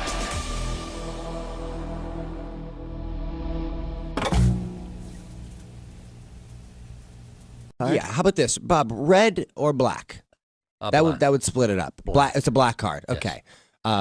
Chick, would this be a club or a spade? Club. Club. See, look at this. See, we're narrowing it down. Now we're down to 13. Would you say a high card or a low card? High. High club. That'd be like 7 and up. All right, Tom. Yes. If it's a high club, it's a 7, 8, 9, 10, jack, queen, or king. Okay, jack. It's the jack of clubs. Oh, You'd jack. say this is pretty fairly chosen. Now, yeah? you're not touching the cards. I'm not touching it's been there the whole time. The cards are sitting in a little box. Jack over of there. clubs. Jack of clubs. So when we drove in today, I was sitting in the car and I took one card out of the deck. Right. And I'll do this really, really slow. You can kind of let them know. Justin is holding all of the You'll cards. see one card in the deck Right. is turned the opposite direction Right. from all the rest. Yeah. One Are you card. kidding One card. And that one card is The Jack. No way. Okay. Get a car. Get this guy out of here. Weird, right? Hey, we're a witch. Hey, wait a minute. Witch. Where are my car keys? Hey, can you fix Justin? We need a magician. Can you fix Chick's computer? Witch. Oh my gosh, you're just in time, Justin. It only plays Steve Miller. Yeah. Are you kidding me? Weird, right? Yeah. We have our guests, Mark Maron and Rebecca Corey. Now, Rebecca, you mentioned that you travel with your dog. I do. And you're serious. What kind of dog is it? I have a 64-pound pit bull, a blue-nosed pit bull. Oh. Her name is Angel. And she was. You showed a picture to us during the break, a picture of your dog sitting on the airplane looking out the window. Yep, she was sitting in a seat next to me, looking out the window, thinking, "Whoa." And this is a what do you call it? A service dog. A therapy dog. Yep. Therapy dog. What does that mean? It means you just give up the Xanax and wine, and you go to a little being that makes you calm when you fly. I got an issue with flying. Yeah. So you couldn't. So you're a cat person. You couldn't do that with cats because, first of all, cats are so they're so highfalutin. Yeah, would not. Oh, you mean you have Cats to will earn scratch your eyes the out. of a cat, and that somehow makes it No, the less. cat would look at you and go. Take your put a cat on a plane, see what happens. I traveled with LaFonda. Oh, did you? And how'd it go? Was LaFonda in a cage? Well, let me understand. You got to understand. I'm The surprised cats- LaFonda would fly coach. Yes. Was she willing to? LaFonda. My cats were feral, so they're wild animals. Right. Now, I'd never traveled with this cat before, and it was crazy because. They were when I first got them. They were they were already wild, and they were only a few months old, but they were wild. So in order to take LaFonda to Los Angeles, it took me 2 hours to get her into the cage. I had to wear leather gloves. Yeah. My hands were still bleeding. I'll okay, bet. I get her into the cage. I get to JFK, and I'm exhausted. And I'm aggravated, and I put the cat on the conveyor, and the TSA guy goes, "Oh, you're gonna have to take the cat out of the cage and walk it through." Oh, and I'm like, "Are you kidding?" I became crazy cat lady. See There my is hands? no way. Yeah, look at my hands. And I made the biggest deal. I was like, "There's no way this cat's getting out of that cage." He's like, "Then you're not getting on the plane." Okay. And by this point, I'd frightened everyone around. I was crazy, and it would have been they would have been less freaked out if I'd had a bomb. I mean, I took this little cat out of the cage, and they're like, "Step back, everyone back!" And LaFonda was just freaked out. I'll bet. And I walked her through, and all she wanted was to get back into the box. But my biggest fear was that the cat's going to get away, and I'm going to be like in some. You're gonna chasing her down. Yeah, I'm in a children's film. It's just a montage of me on the baggage claim, and, and then it ends running through kitchens, down it ends with you in a gateways. federal facility being sodomized. Nothing more enjoyable. Oh, yeah. Wow. Is that the sodomized bell? What is Yep. the- what's Sodomized the- bell. and There it is. What's nice Sodomy about bell. bringing Angel on Yeah. is bully breeds are really gassy in general. If you Are know they? anything, they're very gassy. And there's no hair there to muffle. Yeah. The smell and the sound. And so sometimes on the plane, she will just Let one out? let it rip. Yeah. And it's real nice. Do 'cause, you know, look around and say, "Excuse me," or do you just point at the guy in front of you? I just laugh because it's so unbearable. But now there's someone, because normally you've been asleep on an airplane with your mouth open and been woken from a dead sleep because you thought someone crapped on your face.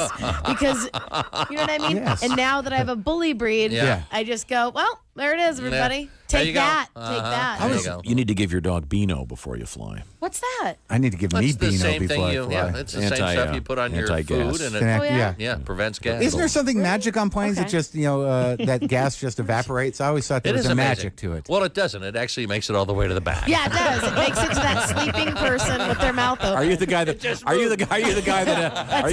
Are you the guy that pulls the SBD that reaches up and turns off that fan thing? It I does just think use- it's- it works its way the entire length of the plane. You don't know that.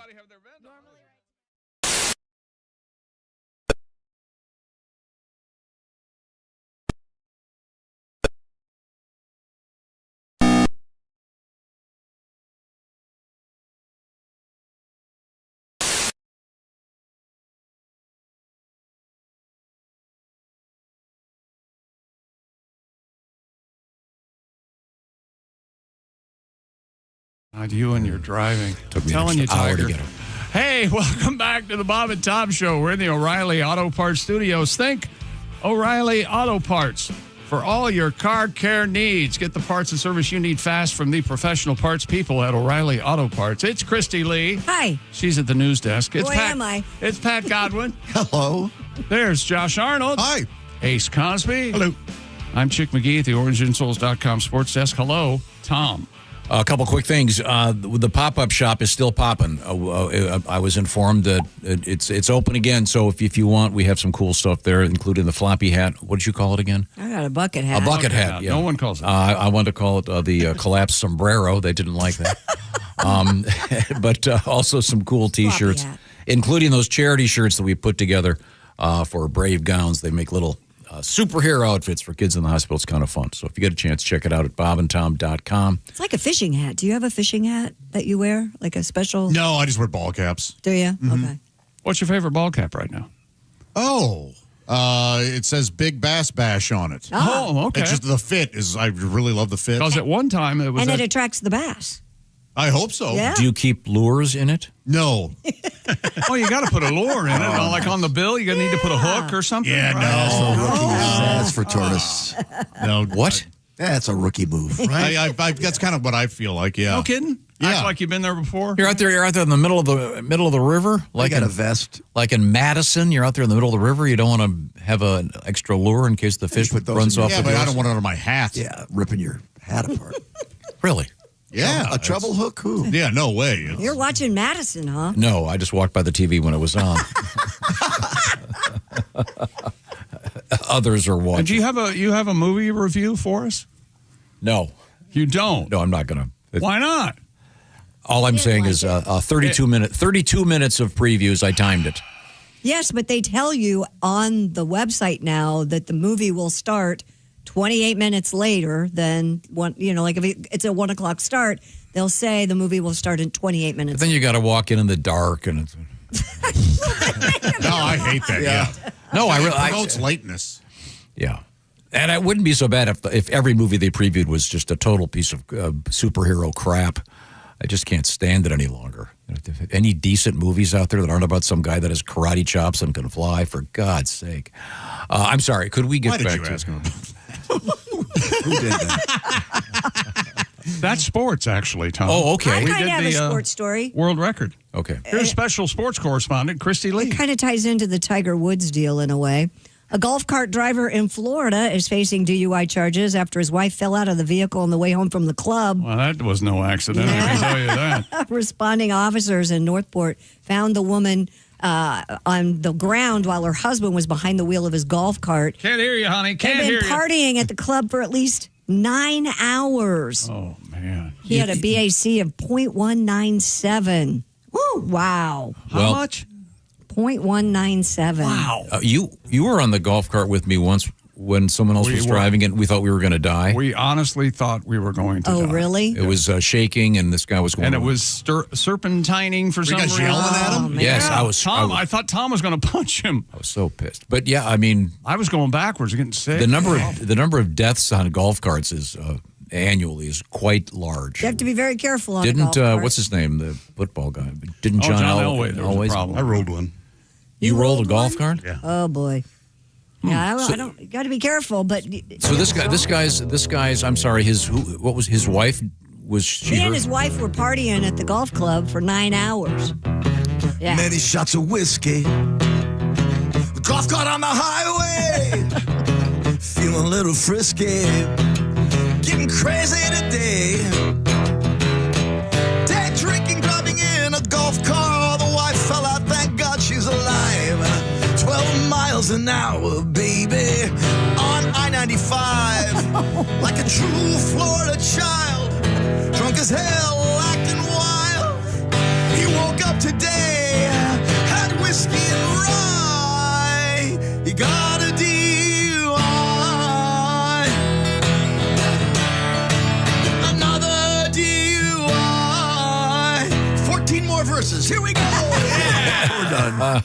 You know what I just thought? I don't know if you were. That sounded like Born to Be Wild to me. A little bit? Yeah, a little bit. I just changed the words. Okay. On acoustic guitar, it's hard to recognize. Barely recognize. But is he being charged with Yes, driving? Okay, of course. Because he blew a 4, which is significantly higher than. How about Very high, his marriage is now in the rough. You blow a 4, doesn't your liver just leave your body at that point? And I think so. Wouldn't that kill you? Yeah. No. Okay. You're not even blowing yet. Or your lever, as a matter of fact. Don't even call it your liver at that point. Well, be careful out there, even on a golf cart. Christy Lee is at the Bob and Tom news desk. What else you got over there? The Nestle company reports over 400,000 Kit Kat bars were stolen while en route from Italy to Poland. Nobody saw anything. The 12-ton shipment disappeared when somebody in the production site in Italy, between there and the Polish distribution location, the vehicle and its load of 413,793 candy bars are nowhere to be found. That would take me a lifetime to eat. One little How many stick were at a there? time. 400,000? 400,000. Wow. And they weighed how much? Did you say? Did I say 12 tons? 12 tons. Wow. Now, is that so? Each Kit Kat bar, though, is 4. Right. Yes, 4 little strips. So it's 16 million. What? So it's a 1.6 million Yeah. individual Sticks. Kit Kats. 1.6 million days for Oh, Christy to finish all those Kit Kats. Yeah. That's Gotta a long get the time. end of it. What was it? There was a jingle, Kit Kat bar. Remember? Give me a break. Give me a break. That's Break me off a piece of that Kit Kat bar. They were stolen Yeah. Steal me a piece. Oh, Steal me by a kit burglar. No, it was a kidnapping. I mean, cat is also in the cat burglar would be fine. Cat burglar, and then finish it off with kidnapping. Well, do it again. And I don't know how to tell a joke. Okay, rewind it. Okay. We got this. Go ahead. So it would be a kid.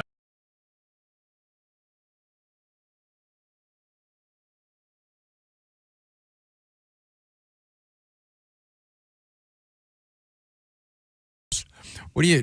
I would suggest with a bulldozer. I mean, not a bulldozer. What are those things? A forklift? Forklift. Thank you. Oh, thank you very much. Yeah, with pallets. Yeah, they put a pallet. No, I mean, He was when I asking say unload, how do you fence them? if you're, How do you unload them?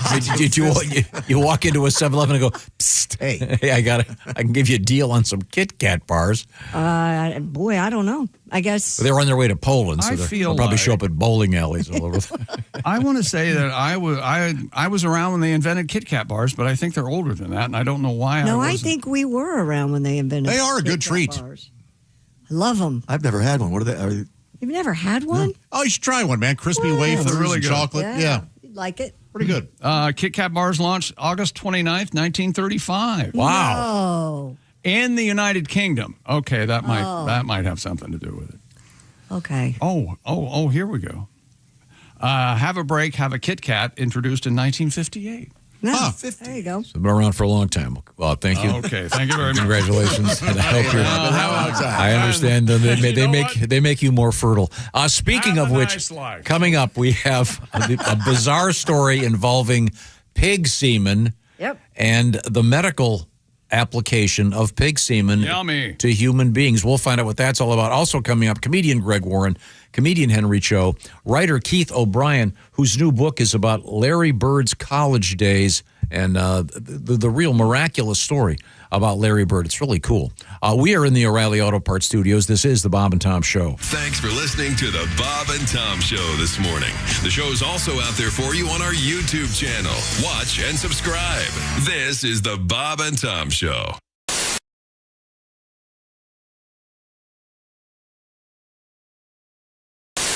Hi, he's Bob. I'm Bob. And he's Tom.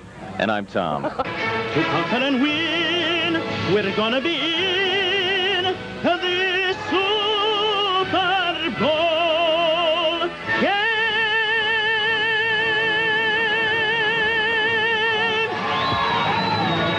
Incredible.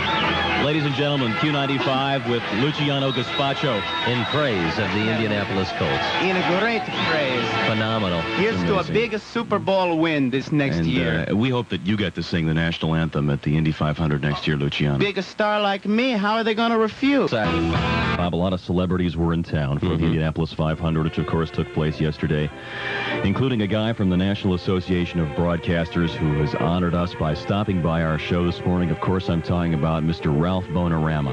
Hey guys, I just want to let you know that I really respect what you're doing here. I think it's a shame that more kids can't watch your show.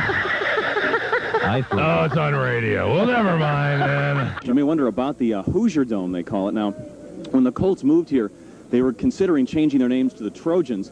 Then we were going to rename this place the Condome. This guy walks into a psychiatrist. Yeah. He says, I feel like I'm a dog. Really? Yeah. The psychiatrist says, how long have you felt this way? He says, ever since I was a puppy. All right, it's a Helium Monday, so we should do this properly. Okay. You ready to sing along with it? Mm-hmm. Oh, that feels good. Here we go. Ba-doom, ba-doom, dum, ba-doom, dum, dum, ba-doom. It's Helium Monday. That's right. The high point of your week's arrived. Oh, yeah. It's Helium Monday with Bob and Tom. That's us, Bob and Tom. And by golly, is it by God, you can listen to In Minot. You can. To KIZZ-FM. Kiz. Lucky that doesn't start with a J. Stop it! That'd be one hell of a radio station. Stop it. We'll be coming right back. It's new Wax Off. Remove old wax and give your car a high gloss shine with Wax Off. Just jerk off the top and spray a smidgen on your vehicle and apply with vigorous up and down motions. Dr. Ruth, he kept undressing me with his eyes. Dr. Ruth, can I get pregnant when a man undresses me with his eyes? Only if he's cockeyed.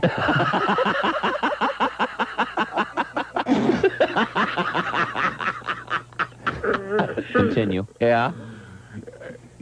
Put a little extra menthol there on your cigarette. That's right. Oh, yeah. Yeah. Haji, put that shaving foam down. Haji, would you like to give your street address? Maybe that'll help some people contact you after seeing this tape. Dick. But the type of people that'll be contacting you are medical experimenters, okay? Dick. I wonder if they replace his heart with a gallstone, if his body will still work. This portion of our show is brought to you by Walenda Brothers Coffee. Good to the last drop.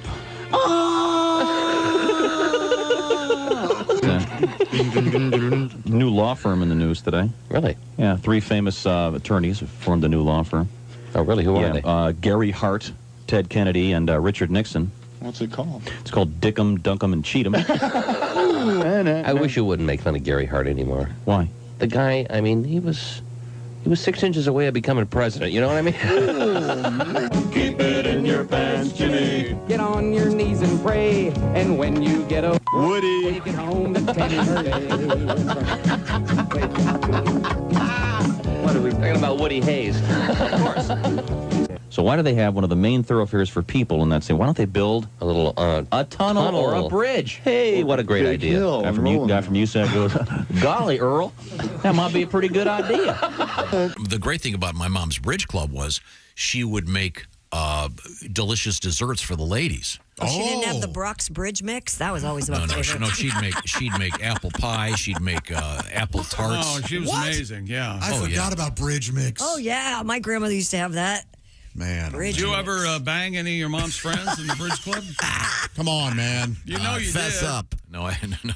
Did you at least think about him while you were learning about Who was yourself? the oldest woman you slept Can with? I write down the joke I wanted to? Hang on a second. Who is age? Just the age. A gentleman never discussed. Oldest woman you slept with. Or how many years older was she? Than you. Was it an old whore? Just get flat out. I want to apologize to the members of my mom's bridge club if any of them are still alive. I didn't say they were. I didn't say it was them. I said it was you. Probably employed a whore. That is completely false. Oh, So God. you never had sex with someone older? I never normally do this, but I would like to partake in one of your Excuse me. women of ill repute, if you don't mind. Excuse me. Who's the oldest? Oh, Do I Ruth, Venmo I someone? understand you're quite good. Do you have a Millicent on staff or is there a QR code? No, I understand this is a cash only proposition. I just returned from the haberdasher. Does this include the tip? Or probably get a lot of tip jokes, I guess. If you want more than the tip in, it costs extra. I get it. I know. I've been. Did we get back to bridge club? It Okay, was a bridge whore. club. Well, I know it was. I could tell when I hit on something. You banged an old whore. That is Like a just sailor not on true. leave. When you were 18, 19. You learned about And love. she was 30. It's all lies. She kept saying. No, she was like 58. It was like Brighton Beach. Get over here and let Mama hug you. Yeah. Yeah, that's Over here, honey. Yeah. Kiss Mom. A young Jonathan Silverman. Stick your tongue out for mama. Hello, my name is Alexa. If you have a smart speaker and what to hear, Bob and Tom Radio, just say Alexa, play Bob and Tom Radio on TuneIn. Now, you try it. Alexa, play Bob and Tom Radio on TuneIn. That's the first smart thing you've said to me since you took me out of the box.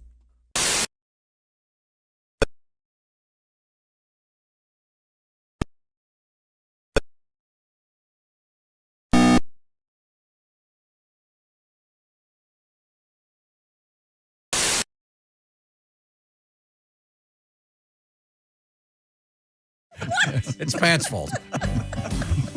Welcome back to the Bob and Tom Show. You I missed it. take my cat everywhere, You don't you? missed We it. are in the Didn't you? O'Reilly Auto Parts Studios. At the news desk, it's Christy Lee. Hi. There's Pat Godwin. Hello. There's Josh Arnold. Hello. You know, for once, that wasn't my fault or your fault, Josh. Yeah. It just happened. That was Way to exciting. go, Pat. There's Ace Cosby. Hello. I'm Chick McGee at the OrangeInsoles.com sports desk. Coming up, so-called comedian Greg Warren and the Greg Warren Report. Brought to you by Lee's Famous Recipe Chicken. Famous for a reason. It's really, really good. Hello, Tom. Hello, Chick McGee. Sorry about my slip of the tongue. I just hurt myself during the break. You ever pull on a door handle, the door doesn't open, but you keep walking? Whoops. And you just shoulder right into the door. What? Yeah. Why would you keep walking? I don't know. I was thinking about something else. Oh, my God. You are. Look, Here's my Tiger, new, get a driver. Okay, here's so it's only a matter of time. my new walk-up music. Ladies and gentlemen, let's all sing the new Canada Dry. When you don't want a Coke. Okay. A little bit of the Buckingham. Don't you care? Yeah. Didn't I get drunk and sing like 3 or 4 Buckingham songs at one of our concerts a long time ago? Yeah. Kind of a drag. It's a great tune. So. I think I did. Now, we have You need a gentleman's gentleman who just follows you around, makes sure you get where you need to go. Opens doors. Opens doors for you. And you could pay, you could name him if you want. Monroe. Monroe, get the door. Or as you would Picks say, out your clothes every day. Monroe. Where is my cravat? As you mentioned, coming up, comedian Greg Warren. Coming up, comedian Henry Cho. Coming up, writer Keith O'Brien. Keith has written a really interesting book about Larry Bird. It's called Heartland, A Forgotten Place, An Impossible Dream, The Miracle of Larry Bird. Remember, Larry was working on a garbage truck, quite literally, before he made his the thing started to work out for Larry. Yeah. In the world of college basketball. It's a great story. Now, let's get back over to Christy Lee at the news desk. What else is happening? Scientists have created eye drops made with pig semen. Say it again. Pig semen. That appear to stop cancerous tumor growths in mice. The eye drops contain tiny particles derived from pig semen that carry molecules that kill cancer cells. Mice treated with the eye drops showed signs that their tumors had stopped growing. The drug technique shows promise in delivering drugs to treat cancer of the retina without damaging the healthy parts of the eye. Yeah, the holding the pig is the hard part, and aiming. I would think so. Aiming. You got to time it just right. Oh, that's a carnival game. Yeah. Boy, I mean, if this were true of human semen, you certainly would have a lot of. You wouldn't have any eye cancer and lady porn stars. You know, that part of the pig is corkscrew, just like the tail. Wiggly, yeah. Weird. Really odd. But how did they discover that? That's why we have scientists, Tom. I guess, but I mean, what a weird connection. I don't know where you would make that connection. What do you go through to get the pig semen? Yeah, I mean, are there two scientists having coffee, and one goes, I was thinking about the other day. Well, let's see. Pig semen. We've tried Windex. Hang on a second. Okay. We've tried cows. I was talking to the Bausch and Lomb people. They got a pig in the bag. What are they doing with that thing? We've tried eggnog. Okay. Now, I have another question. Yes, sir. how do they get it? Well, I'm sure there's a way. They do it for Well, yeah. cows. I'm sure they do it for pigs. They do it for horses. Animal husbandry is a Yes. billion-dollar business. Of course it is. You know, your horses are I mean, is that a manual thoroughbred horse? I'm sure there are thoroughbred pigs. You act like it's a dumb question. I mean, if I'm you sure there's a way. They probably have a type of apparatus that they stick on the like a pig. reverse corkscrew fake pig vagina. I don't know. Maybe. And then it feels real good for the pig, and then voila, pig semen. There you go. They could even syringe it out. That's true. Oh, that's true. Then how do you get the pig to hold still? Well, you probably tranquilize Yeah. him, Tom. Probably knock Like, him out. Give him a nice little Valium or something. And aren't pigs very, very, very, very, very, very smart? Yeah. Very smart. Yes. But I mean, if you're trying to get the hog sauce, I'm assuming you don't want to have the pig drugged up. So, What do you mean? Well, Why- if you're why not? taking it out via syringe, you would. Why not?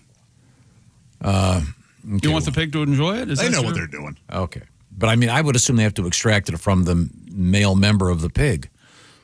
Then you might not from the testicles. of course. You know, semen isn't stored in the member, right?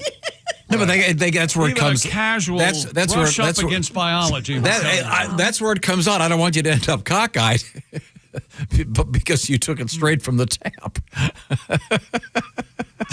A couple of jokes are mixed up there. Yeah. That was a nice try. We'll give you that. You see, Between that one and the one you said as we came back, I don't know.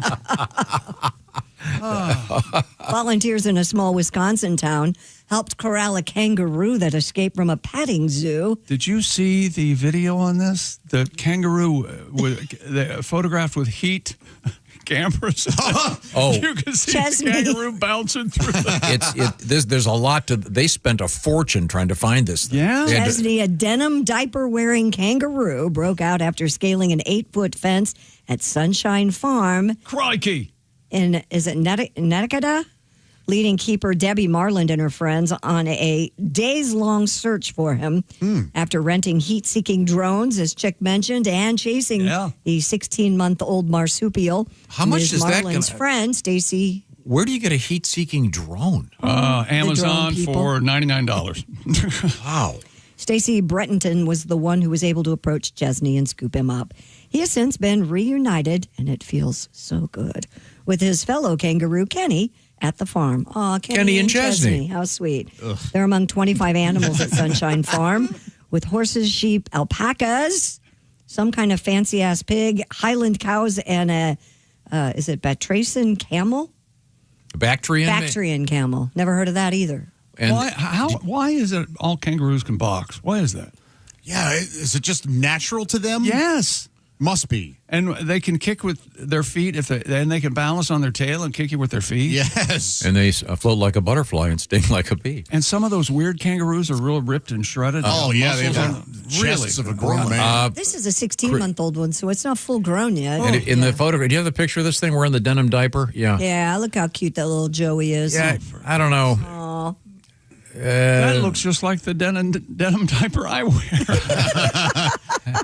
Yeah, it has a certain style to it. It's kind of badass, but sort of sad at the same Yeah, time. look at how sad he looks. Yeah, he was See having it? fun. I think it's because that ridiculous diaper. Yeah. They caught me. Did I you was see the having type of pig there, Christy? No, I've never heard of it. You say it. I don't want to take a chance. I don't either. Is it? I believe it might be Kuhn or Kuna.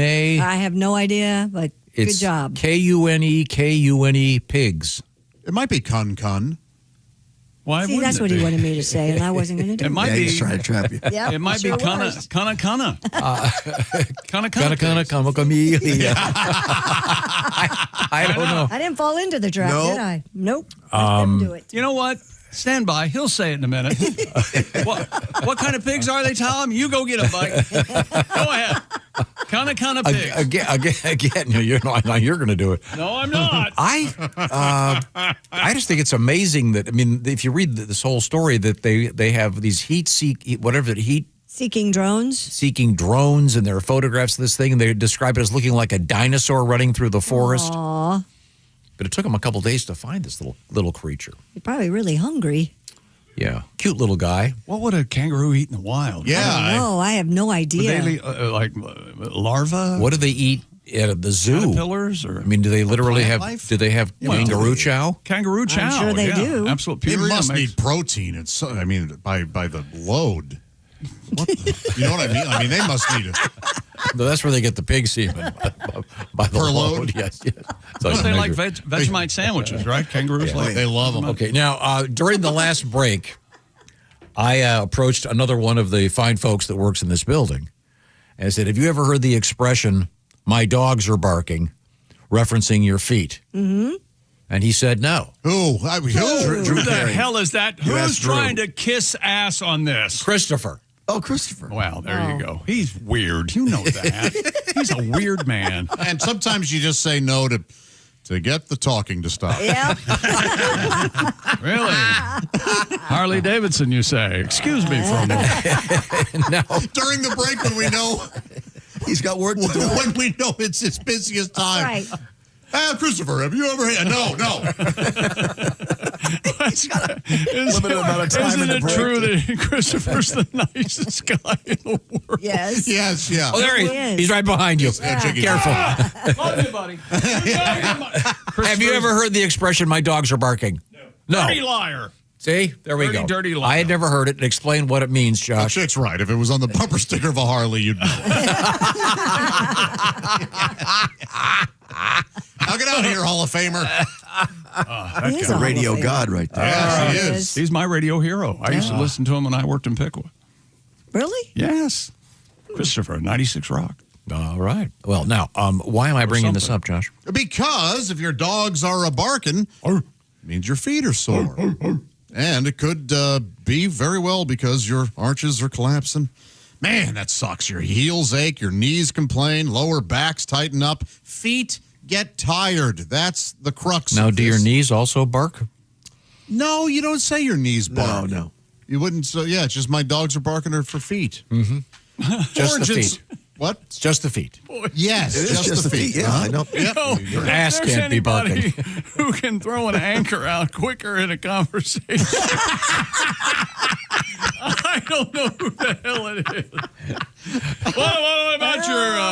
What about your knee? If your feet bark, apparently there's some analogous menagerial The rest of your body? vocabulary Is that that where we you're need to hear. Yeah, what are the other animals that, well, we'll figure that out some other time. Yes. Yeah.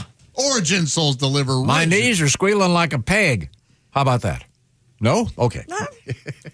Let me get through this. Origins.com. They deliver rigid arch support that Yes. do not collapse by lunchtime. They've got deals too, but they also have deep heel cups that cradle your heels and absorb shock naturally. Cradle them. Anybody wear work boots? Tom, you kind of do. Yeah. Yeah, You wear some, you know that they're durable enough for those. That's why there was a set of orange insoles right behind me. That we replaced it. But when I got these new boots, I realized I need a new pair of orange Don't insoles. So I take took them. your shoes off again. No. I took them home. Okay, sorry. They're great. You need to have that You need support. an auger to put them back on. What would you do? He took his shoe and sock off and just raised his foot and just sort of spread his toes. He has the most hideous feet in the history of the world. They look like talons. They look like bird talons. I tell you that I'm getting my feet lasered. We'll come back to that. You son of a bitch. If you don't videotape that whole thing. What for? We'll come back to that. These origin souls are built for real people. Oh, I came back for this. If you're on your feet all day, maybe you're a server or a nurse or a teacher, these may just be exactly what you need. Visit OrangeInsoles.com. Order more and save because Orange Insoles bundle packs are available. Did I tell you I'm getting my feet lasered? Be sure to use promo code Bob and Tom at checkout to receive $5 off your total order. Lord. Please check them out, plus free shipping in the USA. OrangeInsoles.com. Promo code Bob and Tom. And they got I walked my dogs with my orange insoles and my cowboy hat. And soon to be lasered feet. I've had this persistent Oh, no. Don't. Issue with a couple of my toenails. And in spite of drug therapy and all kinds of topical stuff, I can't seem to get rid of this fungus. They're going to go UV? UV apparently cures. Well, the lasering is the... Okay. So I assume it'll be like a James Bond thing. No, Mr. Tom, I expect you to die. So if I come in here, I'm missing a couple toes. Hey, turn that thing down, for God's sake. Hey, took care of the nails. That's right. Yeah, you want the fungus gone or not? I'll let you know how it goes. I just signed up for this. All right. All right. I'm very excited about it. Can I go with you? Sure. Okay. Coming up, one of my favorite human beings. He is comedian Greg Warren. And, by the way, I want to mention this real quick. Greg is doing a very special show, a kind of a homecoming, at the Gilloy's Theater in Springfield, Missouri, Saturday, April 11th, a must-see show. Gilloy's. Jerry word, Gilloy. And Greg's also the one of the co-hosts and announcers for The Greatest Average American, ABC Television Wednesday night with Nate Bargatze. We're coming back with Gregory in the O'Reilly Auto Parts Studios. This is the Bob and Tom Show.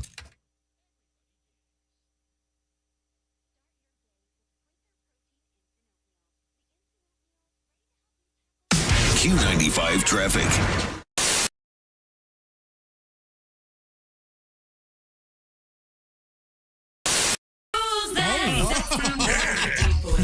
It's Cosby.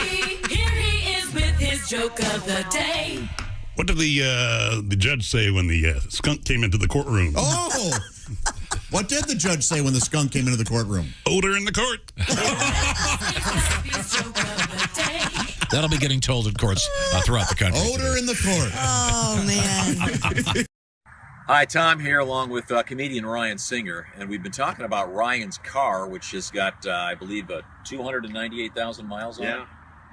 And this is a beautiful machine. It's obviously taken him all across the country many times, and Ryan would like to sell it, so I'm going to try to help him do that. I've not tried the car yet, but let's give it a quick review. Let's check it out. Now, what year is this? 99. The driver's side handle's broken off, so you either can go in through the back seat or Wait a minute. I think I can get it. You want me to open it? Wait a minute. You have to open it from the inside, I think. So, yeah. But as long as you have a friend with you most of the time, you no can problem. Just I'm have them getting open the door for you.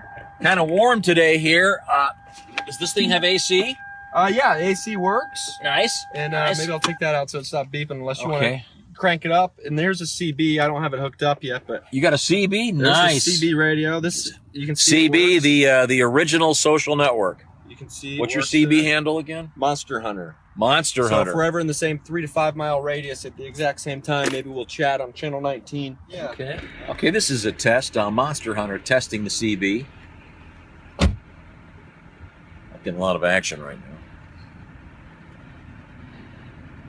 Well, does the CB come with the car? CB comes with the car. Not a lot of drivers around chatting right now. That's the problem. Freeway's only about 300 yards that way. I think there'd be quite a lot of action. Yeah, they're probably it's probably a slow day out there, you know. Okay. The radio does work. CD player, as you can see. That was a CD right there. Nice. That's nice. Little Captain Beefheart is in there right now. Oh, wow, that's sophisticated. Yeah. So it's got an auxiliary plug for an iPhone or a Android or something like that. Did you install this radio? This is aftermarket? Yeah, I installed the radio and the CB because the factory stopped working.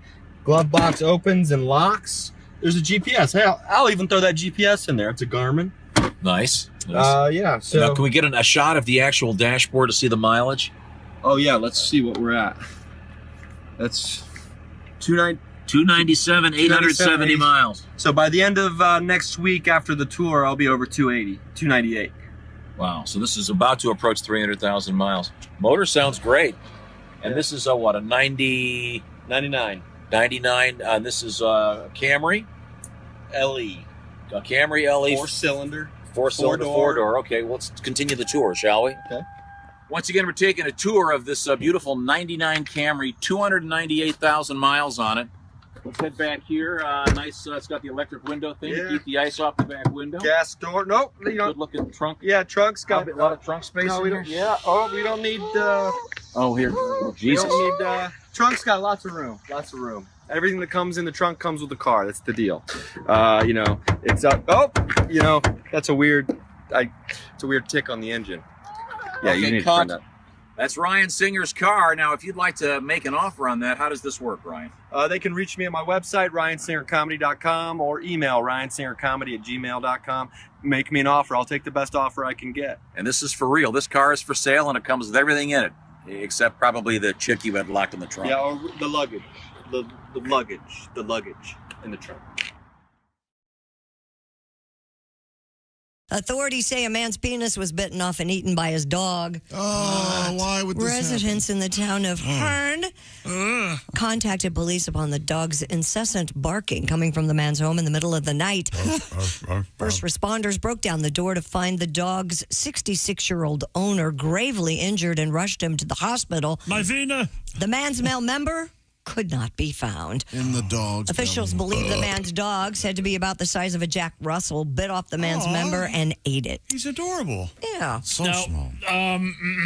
I believe we have a new singer here. Oh, yeah, we do. It's Herr Adolf Gulpenkaken. Gulpenkaken. Wait a minute. Adolf Gulpenkaken. Okay. German, yes. Once again, this is about the doggy eating the schlong of this poor man. His owner, yes. I don't think the German would say schlong. Well, That's more fun. 1945. He thought it was an Oscar Mayer Wiener. That is why my doggy barked at me. He chomped on mine Wiener Pussenschachten. I've got nothing to hold on to when I pee. Thank you very much. Oh, thank you. I'm Sir Adolf Frankendicken. Hello there, it's Ed from Ed Septic and Sewage. I'm here at this poor SOB's house. He got quoted $20,000 for a new system. I'm doing that same system for him, $500. I know what you're thinking. Ed, how can you do it so cheap? Well, first of all, this machine, stolen. That saves me a ton of money. Secondly, I'm not licensed or bonded. That saves me tens of thousands of dollars a year. So if you need a cheap septic... News desk still? I am at the news desk. Right, there's here. Pat Godwin. Hey, chick. You got your Git box? Yeah, I still got it. All right. There's Josh Arnold. Hi. There's Ace Cosby. Hey, Chick. Hey, man. I am Chick at the OrangeInsoles.com sports desk, and I believe... courtesy of Lee's Famous Recipe Chicken. Famous for a reason. It's the Greg Warren Report with Greg Warren. Through the magic of electricity, we find Greg Warren wearing his Otis elevator cap. Hello, Greg Warren. I have learned to pronounce the Galois Theater, Springfield, Missouri. The huge show Saturday, April 11th. The return, the birthday boy himself, in the fact that he was due to the fact that he was born in. You were born in the Galois Theater in Springfield, Missouri. He was born in Springfield, Missouri, I believe. Isn't that correct? Oh, not at the theater? No. I see. Who is Mr. Galois or Mrs. Galois? Do we know? I don't know that, Tom. Really? He always manages to do that. Oh, I know. Yeah. There's nobody who makes you feel stupider than Tom Griswold. And apparently, it's a sought-after trait by some. I don't know why, but... Is that right? Yeah. People love it when he makes... Greg Warren is one of my favorite stand-up comedians, and Mr. Greg Warren is also the co-host/announcer of The Greatest Average American, ABC Wednesday nights, and Hulu. It's created and hosted by Nate Bargatze. And you tell Nate, Greg, I just watched that for the first time this past week, and boy, is that heartwarming. Boy, you guys are made for that. That show's going to run forever, buddy. Hey, thanks, Chick. That's awesome. You're going to Thanks, have buddy. You need to build a house and a basement to keep the money for that new house in the basement. Is I'm that telling right? you. Oh, yeah. Now, Chick McGee, Hand over fist, baby. Hand over fist. You missed last week's exploration of shoelaces with Greg. I'm trying to remember, Greg. I missed that. Yeah, I missed it. We learned about, was it called the Beluti knot? What was it? The Baruti knot. Baruti. Baruti knot. Yeah. That seems familiar. That's a game changer. Chick, you got to get involved with that. A guy who's into shoes as much as you are. Oh, yeah, I am. It's a very easy knot. And then Willie knows that other knot, the real quick one. Yeah, Willie can do this weird. He doesn't have the rabbit ear go into the hole. Right. Like No, that? yeah. No, okay. He doesn't tie his No, shoe Willie's like one's a everybody little else. trickier, but Rudy, it just takes things to another level. I really think you got to get involved with that. You know what I do, Greg, and you'll understand this if no one else does. If I get a new pair of shoes, which doesn't happen, but 5 or 6 times a week, the thing that I do, I 90% I will change the laces in them. I don't care for the laces that come with the shoe. Really? Yeah, I have my own. I have my own line of laces right there. Yeah. You have your own line of laces? Yeah. Are these? Absolutely. Well, look at these. See these laces didn't come in these shoes. Okay. Yeah. Fair enough. They're round rope. So, someone on the staff told me my shoes look like they belong to toddlers because of these laces. Let me But see. I like Hold them up higher. I can't see. See how they're there you round? go. They are thick. Yeah. You like the round One laces? singular citation. Da, da, da, da, da, da. It's showtime. You're going to pull a muscle. I've already done something to my body. Yeah, where do you get shoelaces? Where do you get shoelaces? I am going to take you out in the parking No, lot. I mean, do you have a specific go-to? This is a fair question. Yes. Are you going to share it with us? I'd rather not say. I think it was clear the man wants to keep his. Yeah. What, are they going to run out? Make no mistake, at this point, I don't think so. but I'd rather not say. Now, see, these weird laces came with these shoes. Do you not like them? Yeah, they're kind of. That's because these shoes are French and they've got a French flag on them. The Rossignol people, so it's red, blue, and white. But is there some special outlet for great laces?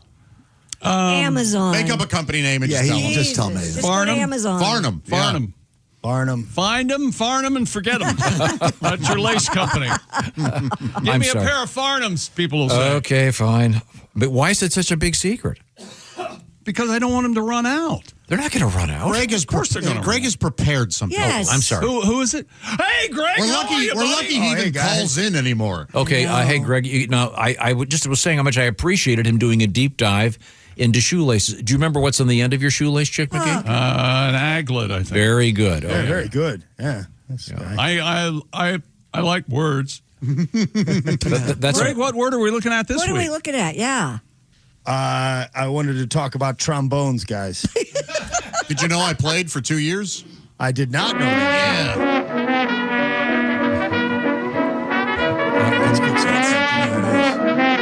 It's the laughing trombone. You just happen to have that? Yeah, I just happen to have that. As a professional. Jason That's nice, Chick. knew that was the topic. Oh, He I see- put it I up see. over Okay. here because if he put it over there, to give it to you, it would be lost forever.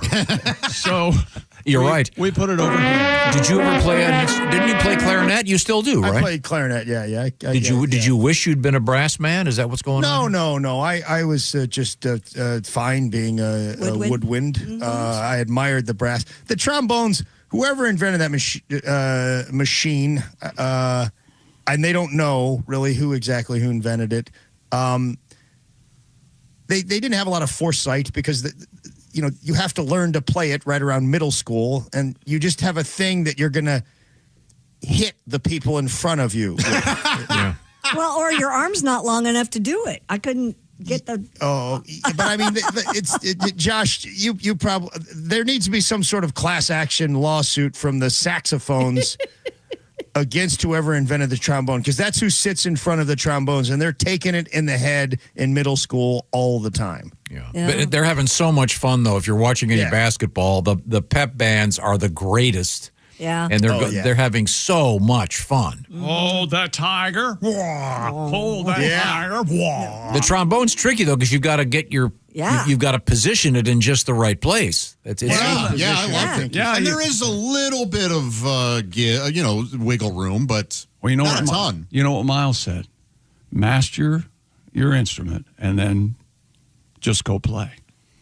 Forget all of it and just go play. Yeah, I understand that, but I don't think the trombone has the cool factor. I mean, Miles Davis, Kind of Blue, wouldn't be as cool if it was a trombone, I don't think. It doesn't have the hip, cool look. Different sound. Yeah, but I mean, I don't know. It just doesn't. Are there any? Can you name any trombone players? Shorty trombone. Trombone shorty. Trombone shorty. That's Troy Andrews, guys. I would say maybe the most famous trombone player. Jimmy or Yeah. Tommy, one of them. But he's Dorsey. Tommy Dorsey. Tommy really Dorsey. impressive. Yeah.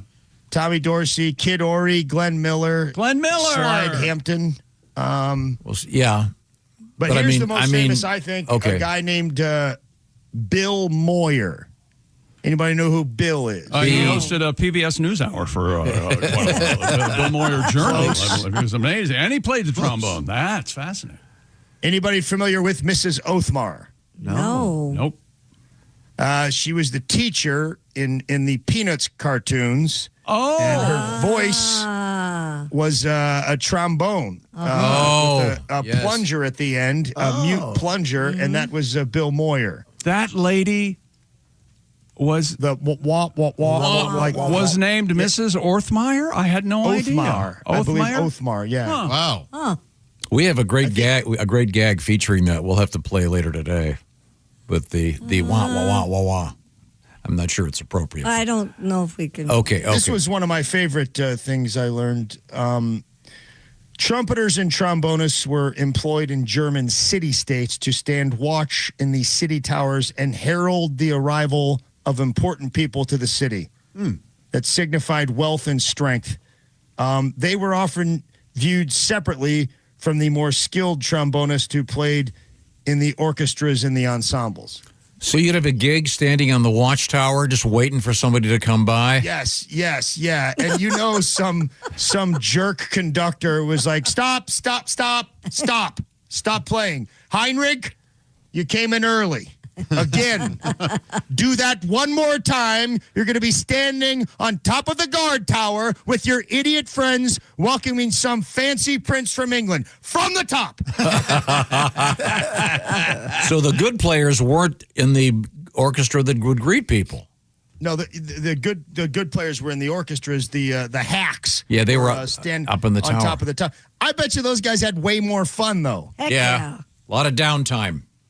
Yeah, well, actually, it's so funny you said that, Tom, because there's basically a lot of downtime when you're a trombone player. Maybe Josh can attest to this. Trombonists are often asked to count a large amount of rest or simply wait until the end of a symphony before they get to play. In the Fifth Symphony, they don't play for about 30 minutes in Beethoven's Fifth. Oh, wow. Yeah, so it's like they're probably back there playing cards or drinking coffee. I always thought the cymbals were like that too. Yeah. Yeah, the timpani, the timpani guy. Yeah, you came in a little late on the cymbals there. Let's try again Thursday. Well, what about the triangle guy? Oh. That guy. He just sits there. Yeah, you guys know Mark Gross, right? Oh, sure. He's a renowned triangle player, is what he says. Okay. Yeah, he wrote that song. Josh, do you remember what that song was? Come and Get It? No. It was, From the album? Ryan, what was the name of the album, Greg? Dinner's Ready. Yeah, that's it. Okay. Yeah. That was everybody was playing that. That was a big Is that still a thing in any TV shows or commercials where they beat the big triangle to get? I've got one. Chick one. gifted it to me for my homecoming. My old house, you have one? My old house had one off the garage. Yeah, mine, Really? mine hangs by the barbecue grill Yeah. when I'm done grilling. I Would bring people of a certain age get the gag? I don't. It's fine if they don't to me. Yeah. I would think doing that on the symphony would be incredibly difficult because you've got to wait and wait and wait. You might get bored. Yeah. You got to make sure you're there when it's time. Right. Yes. Yeah. I'd be You know really you're gonna nervous. Get bored or I think that's difficult. Especially you, your mind would I wander. could never do. A friend of mine worked in like a Broadway pit doing a show, and he said that. You mean he was in the orchestra? Yeah. Yes. Didn't just work in the Broadway pit. He was in the. That could be They anything. tightened the chairs. He was in the band, but he would say that those guys. There's no ad-libbing at all, so you've got to because those guys would be day trading. The guy'd go, okay, I've got another 17 minutes till I have to play again. Yeah. Whatever instrument it might be. So there were guys doing their email because they've done the show so many times. They know when their breaks are. So it's somewhat soul free. So now let's get back to the trombone and our guest comedian Greg Warren. What do you got, Greg? they sort of are poked fun at a little bit. Wagner, the famous, what do you call him? Nazi? Composer.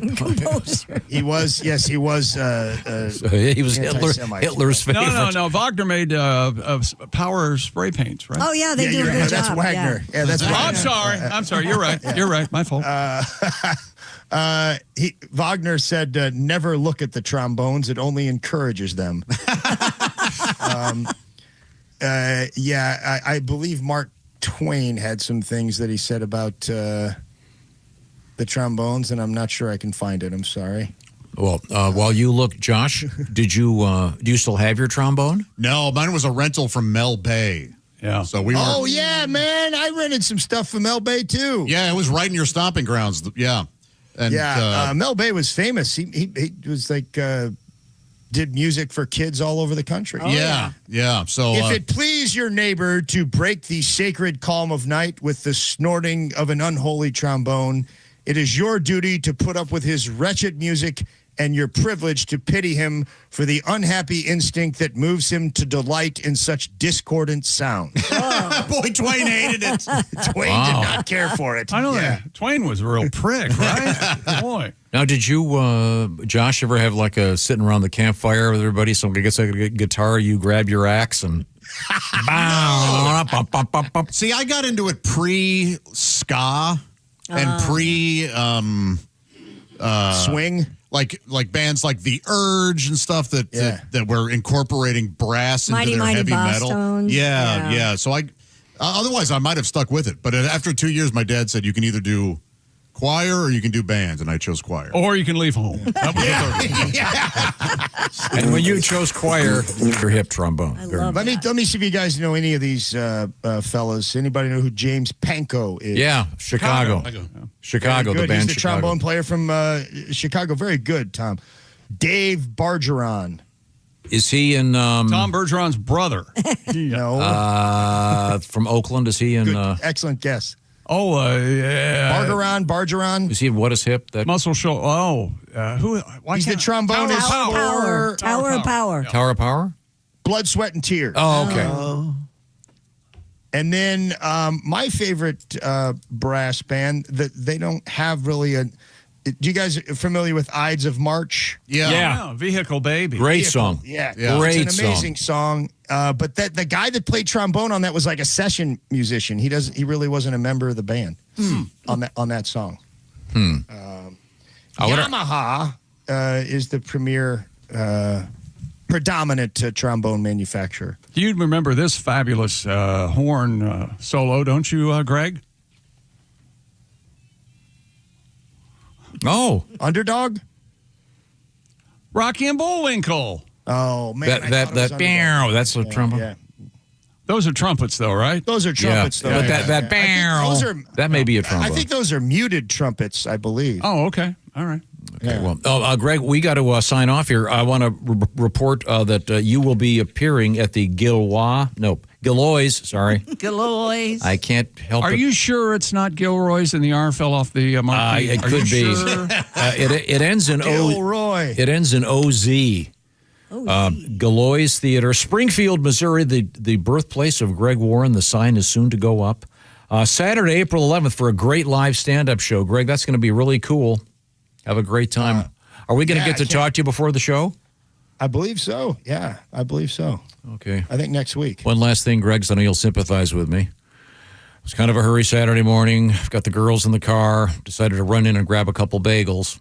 It was a place I don't go to very often. They have great bagels. Mm-hmm. I looked up for beverages. Oh, they have iced tea here. So I bought and paid for an iced tea because I thought I saw it over in the corner. I thought it was a brewed iced tea. It was bottled iced tea. Nice. Whoever is responsible for that needs to be put in prison. I took one sip and threw it away. Right in the garbage, right? Yeah, there you go. It's awful. It's right in the garbage. I don't know what poison is in it, but it tasted terrible. Greg and I are both iced tea aficionados. Purists. Yes, and then I'm now by the way ordering orange slices with my iced tea at restaurants on a regular basis. I heard about this. You've got to try it. It's a life changer. I'm telling you. I will never get that last 30 seconds back. Greg, it's always a pleasure. Best of luck with the Thanks, show. guys. Good to see all of you. You too, Greggy. See you, man. It's time for me to tell you about Simply Safe, the do-it-yourself, I installed it myself, home security system, and I've been a big fan for like 10 years. It's supervised my compound. Easy to install. We use Simply Safe here at the Bob and Tom Studios, and traditional security systems only take action after someone's already broken in, and that, of course, is way too late. Simply Safe has Active Guard outdoor protection that helps prevent break-ins before they even happen. AI-powered cameras backed by live professional monitoring agents monitor your property and detect suspicious activity. If someone's lurking, agents see and talk to them in real time, can even turn on spotlights and contact the police, all before they have a chance to get inside your home. No long-term contracts with Simply Safe or cancellation fees, and 60-day satisfaction guarantee with Simply Safe or your money back. Named Best Home Security System of 2026 by U.S. News & World Report, and ranked #1 in customer service by Newsweek and USA Today. Do not wait. Right now, Bob and Tom Show listeners, an unbelievable deal. Get 50% off your new Simply Safe system with professional monitoring. Just go to simplysafetom.com. That's 50% off at simplysafetom.com. There is no safe like Simply Safe. Coming up, a little bit of history for you. Keith O'Brien has written a really good book about Larry Bird called Heartland, about Bird's college amazing and magical career. Also coming up, comedian Henry Cho. We are in the O'Reilly Auto Parts Studios. This is the Bob and Tom Show. Thanks for listening to the Bob and Tom Show.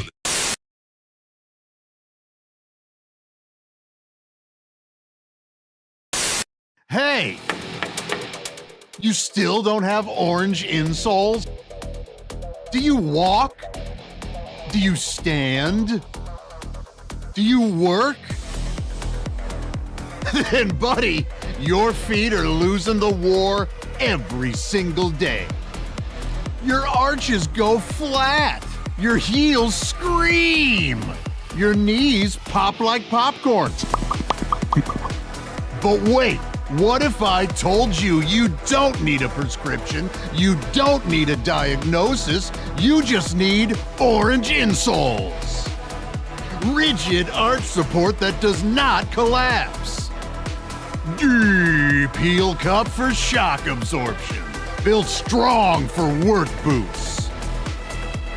Comfortable enough for everyday shoes. You upgraded your tires. You upgraded your mattress. Maybe, just maybe, upgrade what you stand on every single day. Orange insoles. If you have feet, you qualify.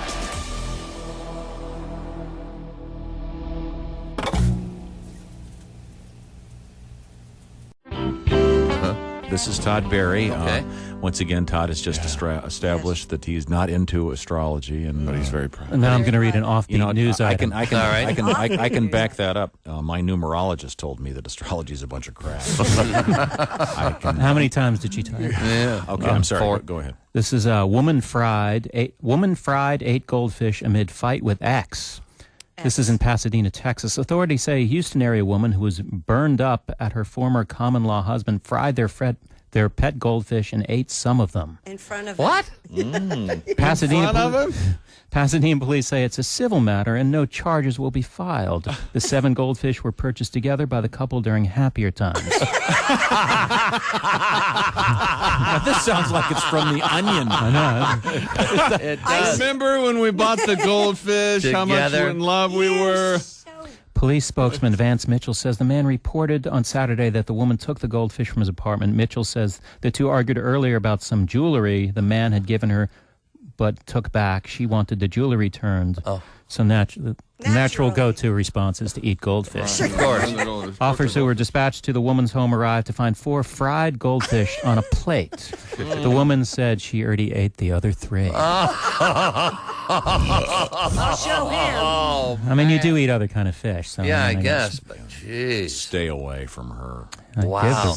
That's kind of basic instinct. What was Seven that? goldfish. Oh, the bunny Fatal rabbit. Attraction. Fatal Attraction. Bunny. Bunny rabbit. Bunny. Glad they didn't buy a dog. They bought the goldfish Together. During happier times. Oh, yes. 7 goldfish. When did they buy the deep fryer?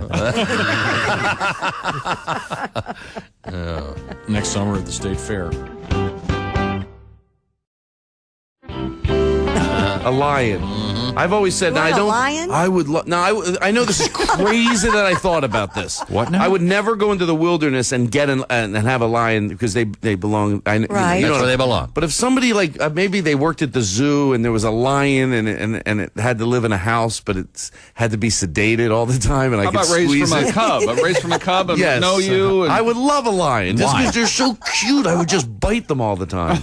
Their face, that little They nose. bite back, I think you believe it got or that not. back. Yeah. You know, And their dogs. teeth are bigger. Nick has raised a very interesting point. What? Which is the essence of it, I think you said, just because you like something, you don't have to have it. Well, I've always been, somewhat controlled by my finances, so there's a lot of stuff that even if I did want, I couldn't have. Oh, sure. I mean, I literally, and I have panic attacks. Well, I'll get done with the workout and I go, I want to go get one of those really nice like $6 smoothies, and I'll think about it for like, should I treat myself? Am I worth? Yes, Nick. You're worth $6. You know what says something you think? I think in my head I'm probably the only one doing this. Right. I was at Whole Foods, and they had these like expensive lemonades. I don't know how to explain it, but the tops were where it had a metal top, and you would pull it open, and it would be a rubber seal like the old days. Oh, yeah, and it was like a little bit extra. But I had friends coming in from out of town, and I know this is crazy. I thought it'll look good in the refrigerator, And I was at Whole Foods, and I bought milk in the glass. I wanted it to look, I wanted it to look like my home. It was a home, like my mom's house. Right. Yeah. So I walked over and I went to buy it. It was $2 more than regular lemonade. Then I walked away. And then I went back. I went, what are you doing? You are a full-grown adult, and over $2, get the goddamn lemonade. Well, it worked, because I'm not kidding you, but the outcome is how I reacted. My sister-in-law was there, and she opened the refrigerator, and, I go over, all my brothers are married, their refrigerators are filled with, so she opens up, she goes, oh, fancy lemonade. I was like, oh, yeah, I didn't act like, I acted like, yeah, that's the type I buy. totally worth it. Yeah, totally worth it. Yeah. As I only half it's there, I left the other half in the Rolls and it's spoiled. I'm having the Rolls Royce fixed. Well, that's why I'm driving this. I would have got the milk in the jug, but my lion ate it. So Yeah, my lion likes it out of the glass. That's right. Yeah. We all do weird things. Bob and Tom.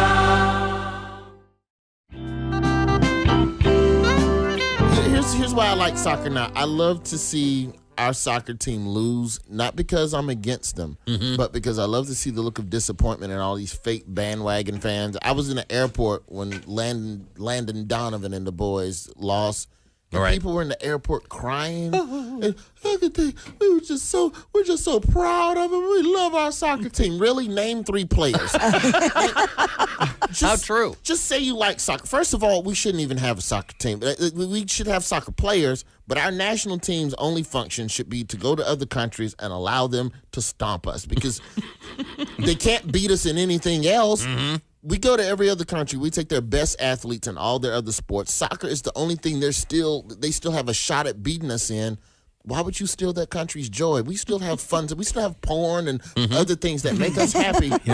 A tremendous sport. Yeah. These other countries, all they have is that. And the last thing they want to do is lose to somebody they hate in the sport they perfect. How pissed? All the restrictions on what you can take into that area downtown if you want to go see some of that great music. Welcome back to the Bob and Tom Show. We're in the O'Reilly Auto Parts Studios at the News Center. It's Christy Lee. Hi. There's Pat Godwin. Hello. Josh Arnold. Hi there. Ace Cosby's here. Hey. I'm Chick McGee at the orangeinsoles.com sports desk. And name this voice, Tom. Are you ready? Are you ready? Here we go. One more time. Yeah. Straight cash homie is what he's saying. I can't. Is it familiar? Mm-hmm. Yeah, that's what I thought. It's Randy Moss. Remember they asked him how he's going to pay his fine? He said, straight cash, homie. Yeah. Uh-huh. Put that in your conversational hypness. In what context are we playing that? Just for the hell of it? Just out of nowhere. We're talking about Randy Moss. Well, we could hear about you getting your feet lasered some more if Yeah, you'd like. that's real I exciting. didn't want to get in the way of that. I'm sorry.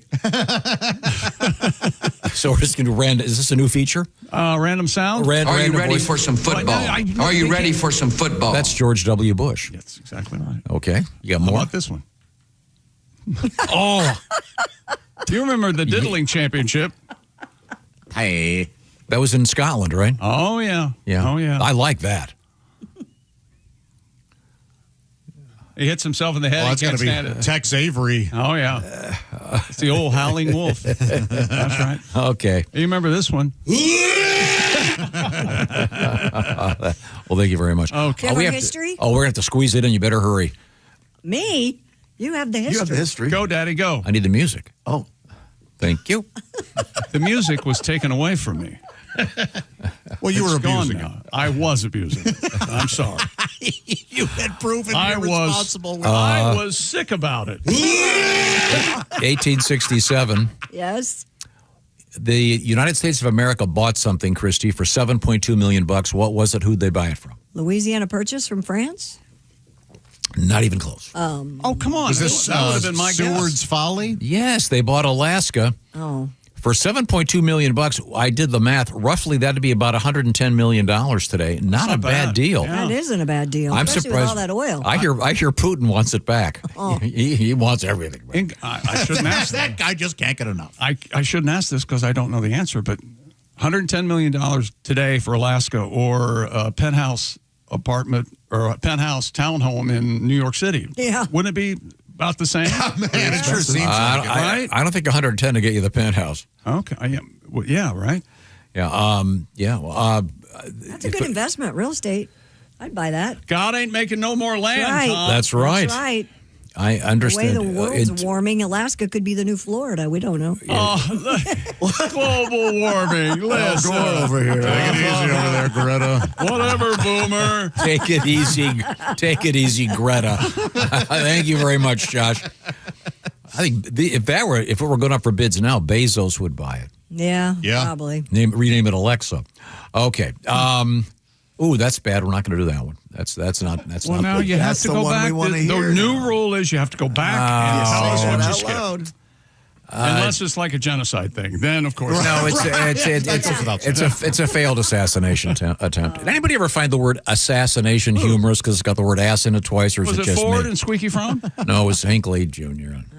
Oh, and he's out now, and he's trying to make music or something. Oh yes, we've actually listened to Yeah, it. he's just trying to make his way, man. Great. Oh boy. Ask the Bradys about him. This isn't. You'll like this, Christy. You're the artist in the room.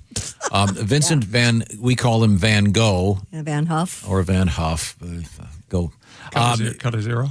In 1987, Sunflowers was sold for $39.7 million. That would be about $110 million today. So anyone could do it. Look at it. Give it a look. And by the way, get the markers out. it's also his birthday today. Oh, it is? Yeah. And do you know why he cut his ear off? There's a bunch of different. Was he trying to he was in love, entice right? a woman or something? He was trying to prove to a woman he famously, as I recall, he famously gave the ear to a prostitute. No, he was in love. Why was that? What? Yeah, there's a speculation that Paul Gauguin might have done it in a sword fight, but he was mad at him or something. He was born in 1853. I thought he was in love with Anna Karenina. Anna Karenina. I thought he was in love with Jodie Foster. that was the other guy that we just talked about. Yeah. But he invented the selfie. If you saw that picture of him, he's got the painting on his thing and the bandage on really his ear. Cutting your ear off is a hollow gesture. I mean, you're not. Okay, you can still hear. Yeah, you can still hear. We're going to continue our Today in History in a few minutes because we have an appointment in a second. We're going to talk with Keith O'Brien about his book, Heartland, about Larry Bird. Looking forward to that. We will be right back in the O'Reilly Auto Parts studios. This is the Bob and Tom Show. Add to or continue the conversation. Check out the Bob and Tom Show on Facebook. Get the link at bobandtom.com. This is the Bob and Tom Show.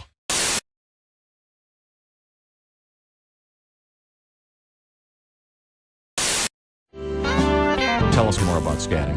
Well, it's it's like in the traditional jazz sense. It's the the scooter beat but I mean I don't do that. I do it to classic rock only. Right. The most famous scat is probably the worst ever.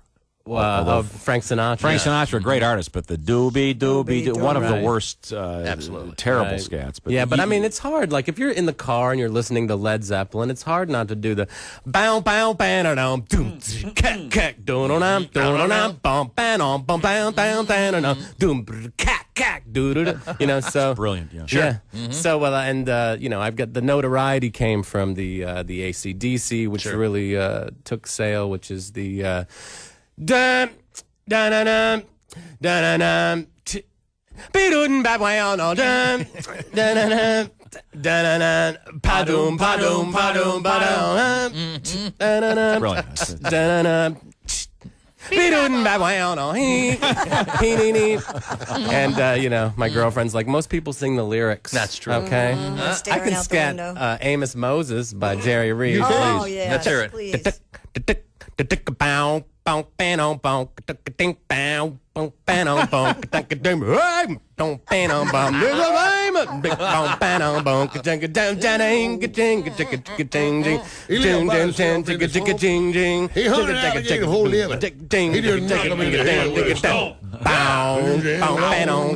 on that note, we have to go. Thanks for joining us. hunting alligator down in the swamp. Paul, you kind of came off the road as a comedian many years ago when you started doing the TBS show. How many? We started in '95, so Really? 14 years. Wow. Doing it. But you occasionally go back out on the road and do stand-up. I do. I took a little time off the last couple of years, but now I'm getting back out there. It can kind of burn you out being on the road. But, Sure. I always see stuff on the road that you just don't see anywhere else, and it just makes you laugh. And I was staying at this hotel, and one of my club dates, and I go down to the jacuzzi, and there's a sign above the jacuzzi that says, "No one shall jump or dive into the jacuzzi." Now, if you're going to dive headfirst into a jacuzzi, are you really going to be swayed by the word shall? Come on, boys, let's go into jacuzzi. Hold on, I see the King's English. Wow. What the heck? I'm guessing that was a lawyer. They really should have. That just made me laugh all day. That takes away the loneliness of the road. Because it can get lonely.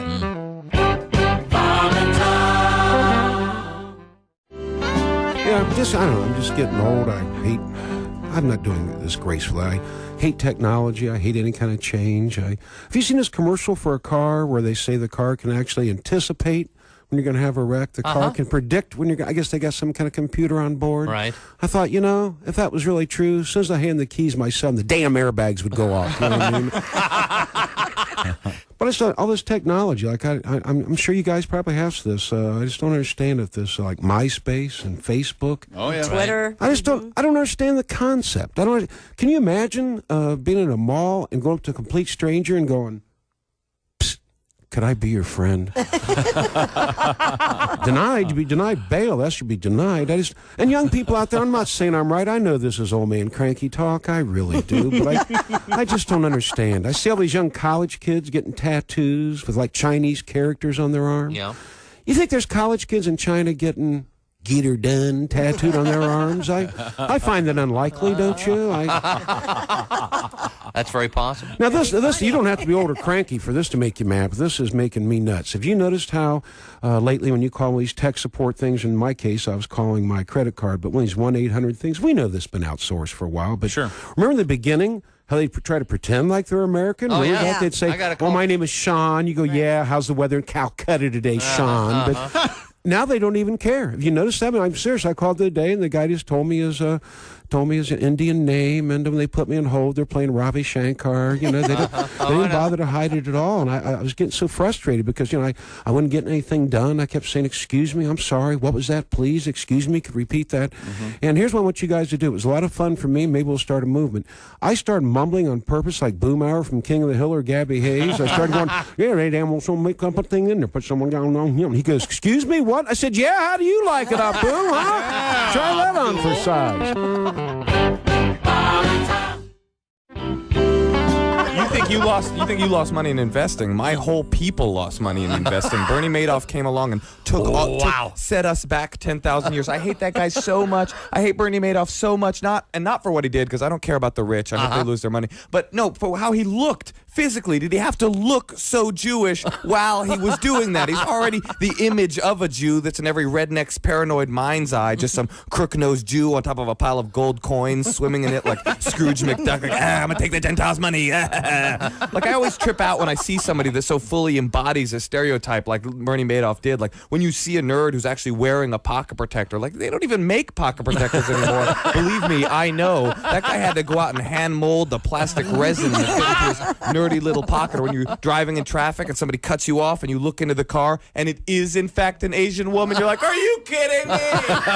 Are you serious? Are you seriously going to be Asian right now? There are people watching you. Have a little bit of self-respect and don't be Asian. Like when I'm walking along and I see a quarter on the ground, I don't pick it up. It kills me not to, but I don't do it because there's people watching. There are people watching. Yes. You don't want to reinforce the stereotype. That's correct. You got keep it real.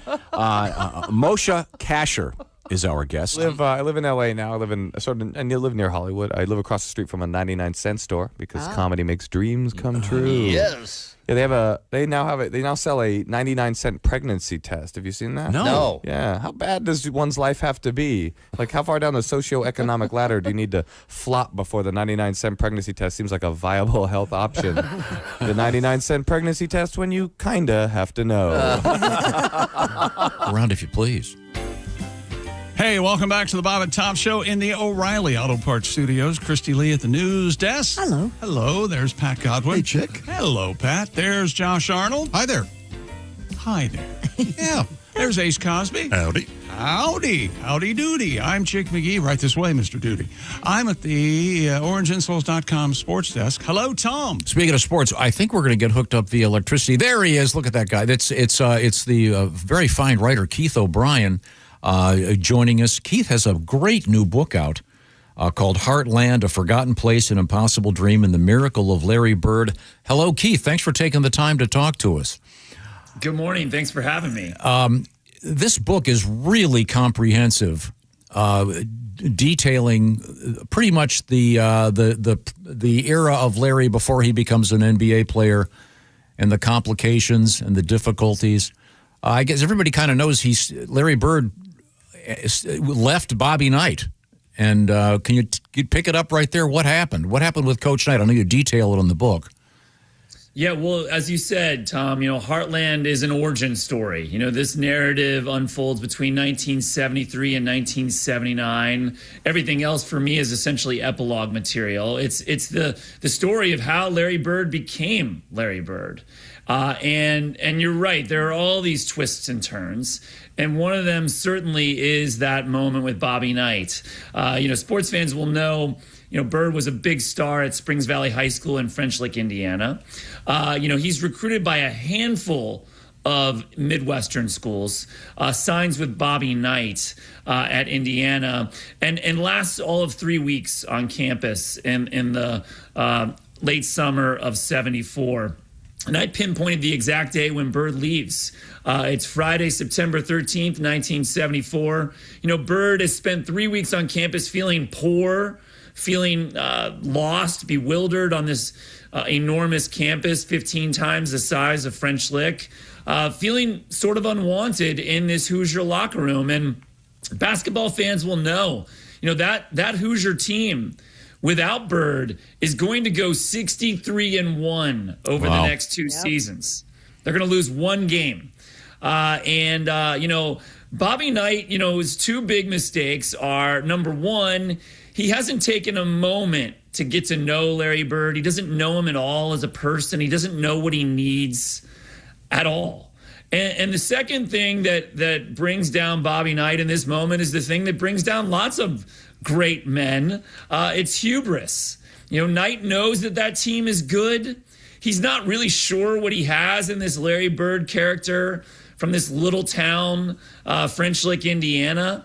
Bird was not a top recruit. He was not considered a top 15 player in the state of Indiana as a high school senior. And so, when Bird wants to leave, Knight essentially shrugs and lets him go home. If in today's world, would Larry have played at Indiana State for one season and NIL'd himself into into one of the greats? That's a great point. Yeah. So, obviously within the next year, Bird will get discovered by Indiana State, a much lesser school, a much lesser basketball program, I should say. And he was quite literally, Keith, am I correct in saying he was working on a garbage truck?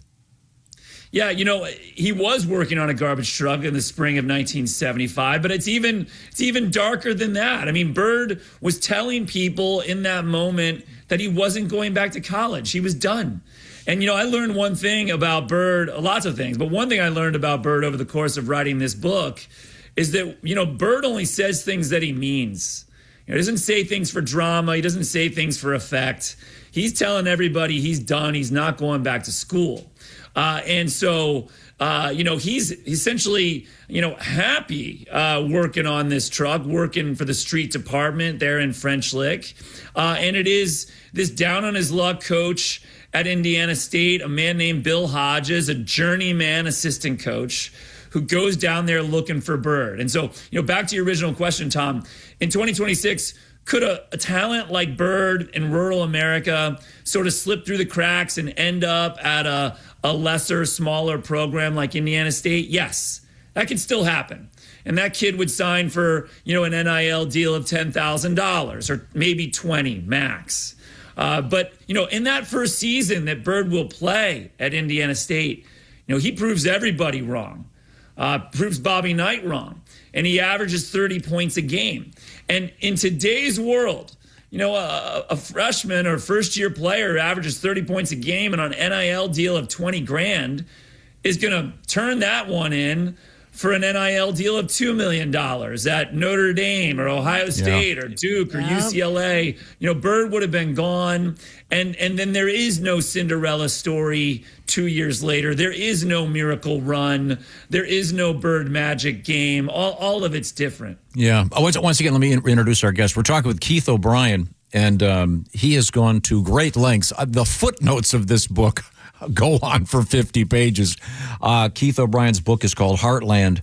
It's A Forgotten Place, An Impossible Dream, and the Miracle of Larry Bird is the subtitle. But just to get off Mr. Bird for just a second, you also wrote Charlie Hustle. Did you grow up a Reds fan?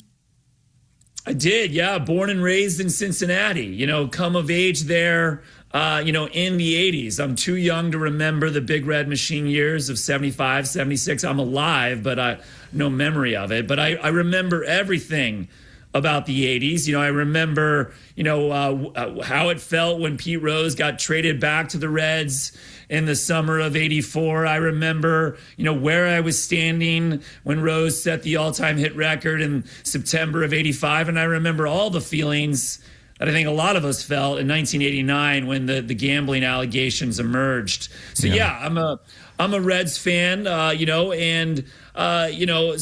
for that book, for Charlie Hustle, it was like going home in a lot of ways. Yeah. Now, I'm going to ask you a question that no one else, everyone would ask you, obviously they're going to ask you about the Hall of Fame. I will not.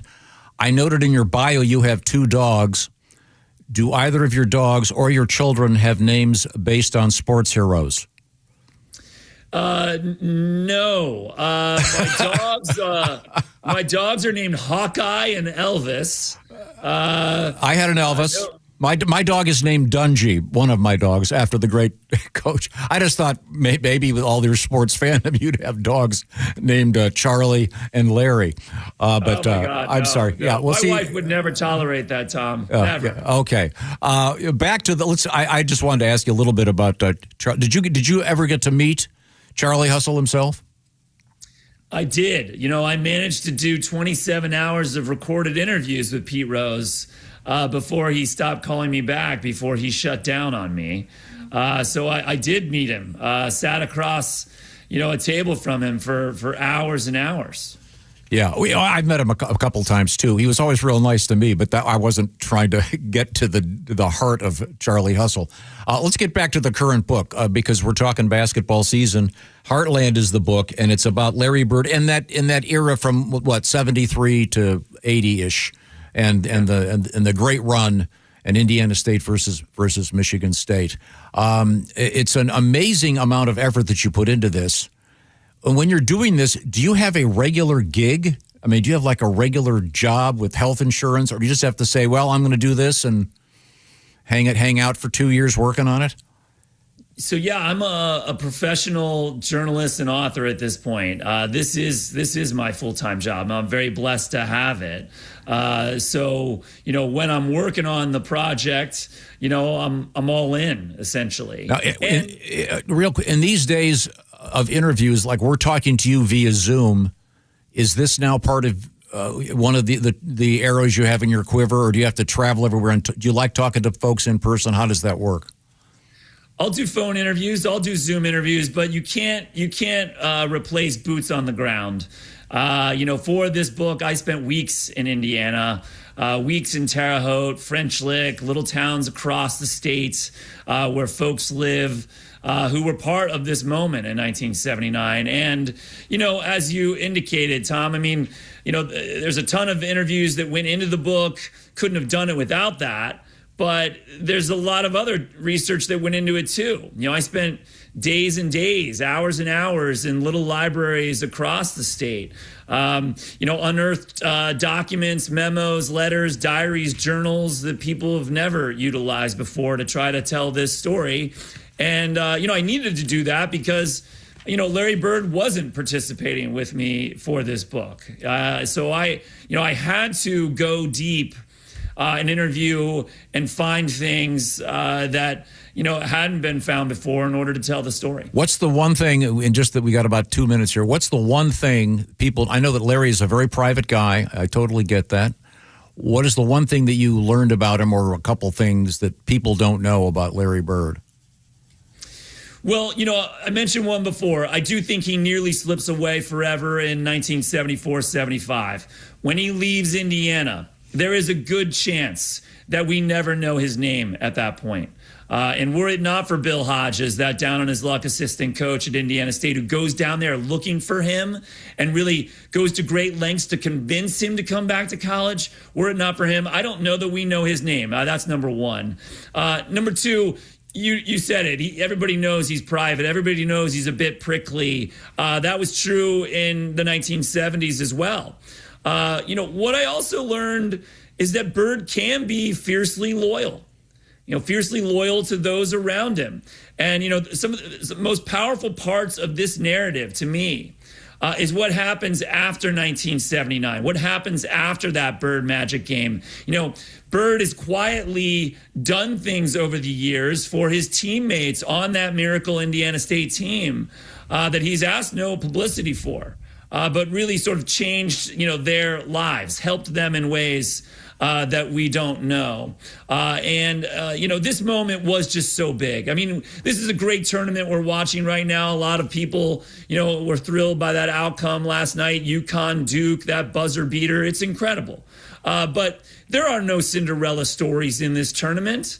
All the teams that are in this Sweet 16 are big programs paying millions of dollars for their rosters. This is one of the great Cinderella stories of all time.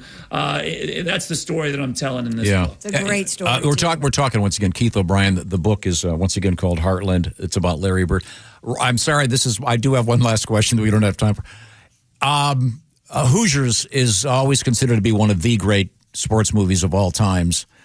I should say. Is there a potential movie out of this? And who would play Larry Bird? Have you thought about that? I would love to announce great news here about a cinematic release. Matt Damon is Larry Bird. I've learned, over the years, I have so much control over the writing of the book and the reporting of the book, and now we get to this point here where the book is out, and it really belongs to everybody now. I do think it's a cinematic story. I think some of the most cinematic moments don't even happen on the basketball court; they're happening off of it. And we'll see what happens, I guess. Okay. Well, thanks, Did you Keith. send Larry a book? I do know Larry has the book. Okay. Yes. I don't know any more than that. All right. Yeah. Oh, Larry. I know people that know Larry pretty well. He likes to keep to himself, and he's always been a really good guy to us. Well, thanks, Keith. Best of luck. Yes. Nice Thanks job. so much for having me. Sure. It's a terrific book. I got a chance to read a bunch of it on Friday. Once again, it's called Heartland. Speaking of, now watch this segue. You ready for this, chick? Speaking of things that start with an H. How about Hyundai? There you go. See what we did there? I drive my Hyundai in the Heartland. How do you like that? Pleasure to watch you work. Yeah, thank boy. you. You're welcome. It's the Hyundai Getaway Sales Event going on now. If you're looking to upgrade your SUV, why not check out the Hyundai Santa Fe or Santa Fe Hybrid? How about the Tucson? A little bit smaller, but boy, is it my favorite, especially the Tucson Hybrid. Plus, there's the bold and stylish Elantra for you sedan lovers. And if you want to go all electric, you got to check out the Ioniq 5 or the Ioniq 9 waiting for you right now at your local Hyundai dealer. It's a deal you'll love during the Hyundai Getaway Sales Event. Visit HyundaiUSA.com to find out all the details. That's HyundaiUSA.com. And just to clarify, Christy was pointing out in her Hyundai, she has a button that says snow. Mm-hmm. And I thought you'd press that chick and it'd be like you were driving in a snow globe. Right. No, It would snow inside the car. It doesn't. No, it doesn't. So- It doesn't? No, it's false advertising. Oh, that's misleading. it's for driving in snow. gracious. Well, thank you very much. Coming up, we'll complete today industry. Comedian Henry Cho will be our guest. We are in the O'Reilly Auto Parts Studios. This is the Bob and Tom Show.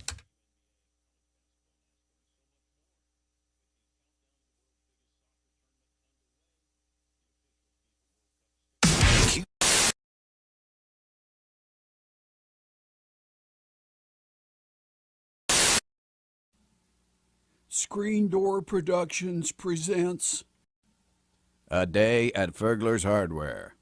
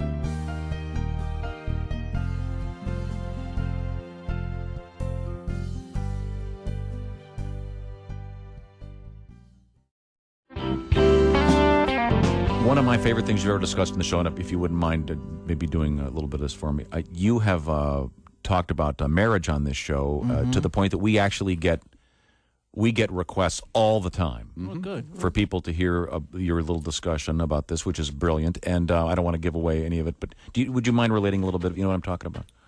Well, I mean, I was married for 3 years, and which is not a long time, you know. We were supposed to be together until one of us died. True. I never even had a fever. Yeah. My friends were shocked I got divorced. You're getting divorced? That's weird. You seem so happy at the wedding. The wedding? Yeah, that's not part of the marriage. No. It's like telling a shark attack victim, gee, you seemed okay on the beach.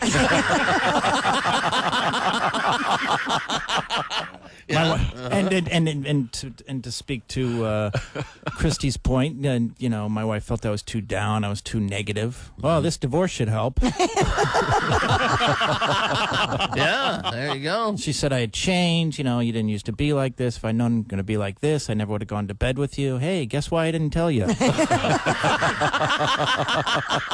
Yeah, okay. And of course, you know, marriage is hard. We all know it. The proof here in the room, the success and.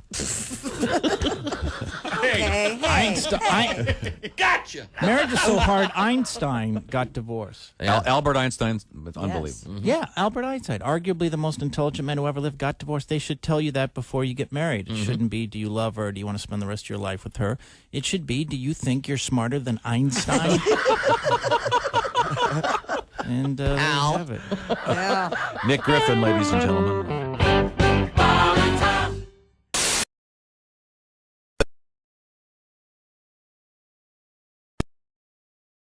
Taco. I always think it's welcome to the Mambo Room. Yeah. I'm Bobo. Welcome to Bobo. This is the Tico Taco Band. There's Christy Lee at the news desk. Howdy. Pat Godwin at the, he's got a guitar there. Hello, chick. Hi. There's Josh Arnold. Hi. Ace Cosby. Hello.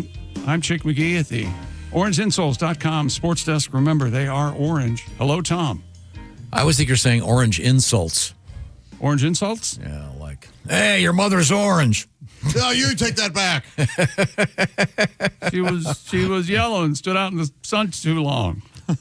With that, I don't know. Are you watching The Pit? Speaking of being in the sun too long. If I do or if I don't, I ain't telling you, pal. Okay, sorry. Coming up, we're going to talk with comedian Henry Cho. But right now, we have to get back to Today in History. I lost my place. Let's see. Today in History. We covered Alaska getting Alaska bought. being purchased, We covered Vincent van Huff, as you like to say. I've never heard anyone else say that. Vincent Van Gogh, yes. Go on. He did lop off the outside of his ear, and he did give it to a prostitute. I remember that much. I just thought it was a woman. I didn't know it was a prostitute. My prostitutes won't even take a check. Yeah.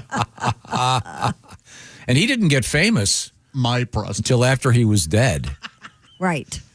That'd be terrible if that happened to you, Pat. It may. You never know. Pat drops dead all of a sudden. What are you doing? It goes in my back catalog. I'm trying to make Pat feel good. And Are you? Am I talking about his death? And not cut his ear off. Have you heard this gangster folk? It's terrific. Poor guy, he died. Where was I? Okay. That's my I don't friend. know. Somebody explain sunflowers to me. I'm sure there's some guy out there going. I have a copy of that. Oh, jeez. I got it as a gift. I didn't buy it myself. No, it's fine to like it. Right. But, I mean, my gosh, that is rudimentary at best. I had the water lily thing. Monet. That's Monet, yeah. Monet, Manet, Monet.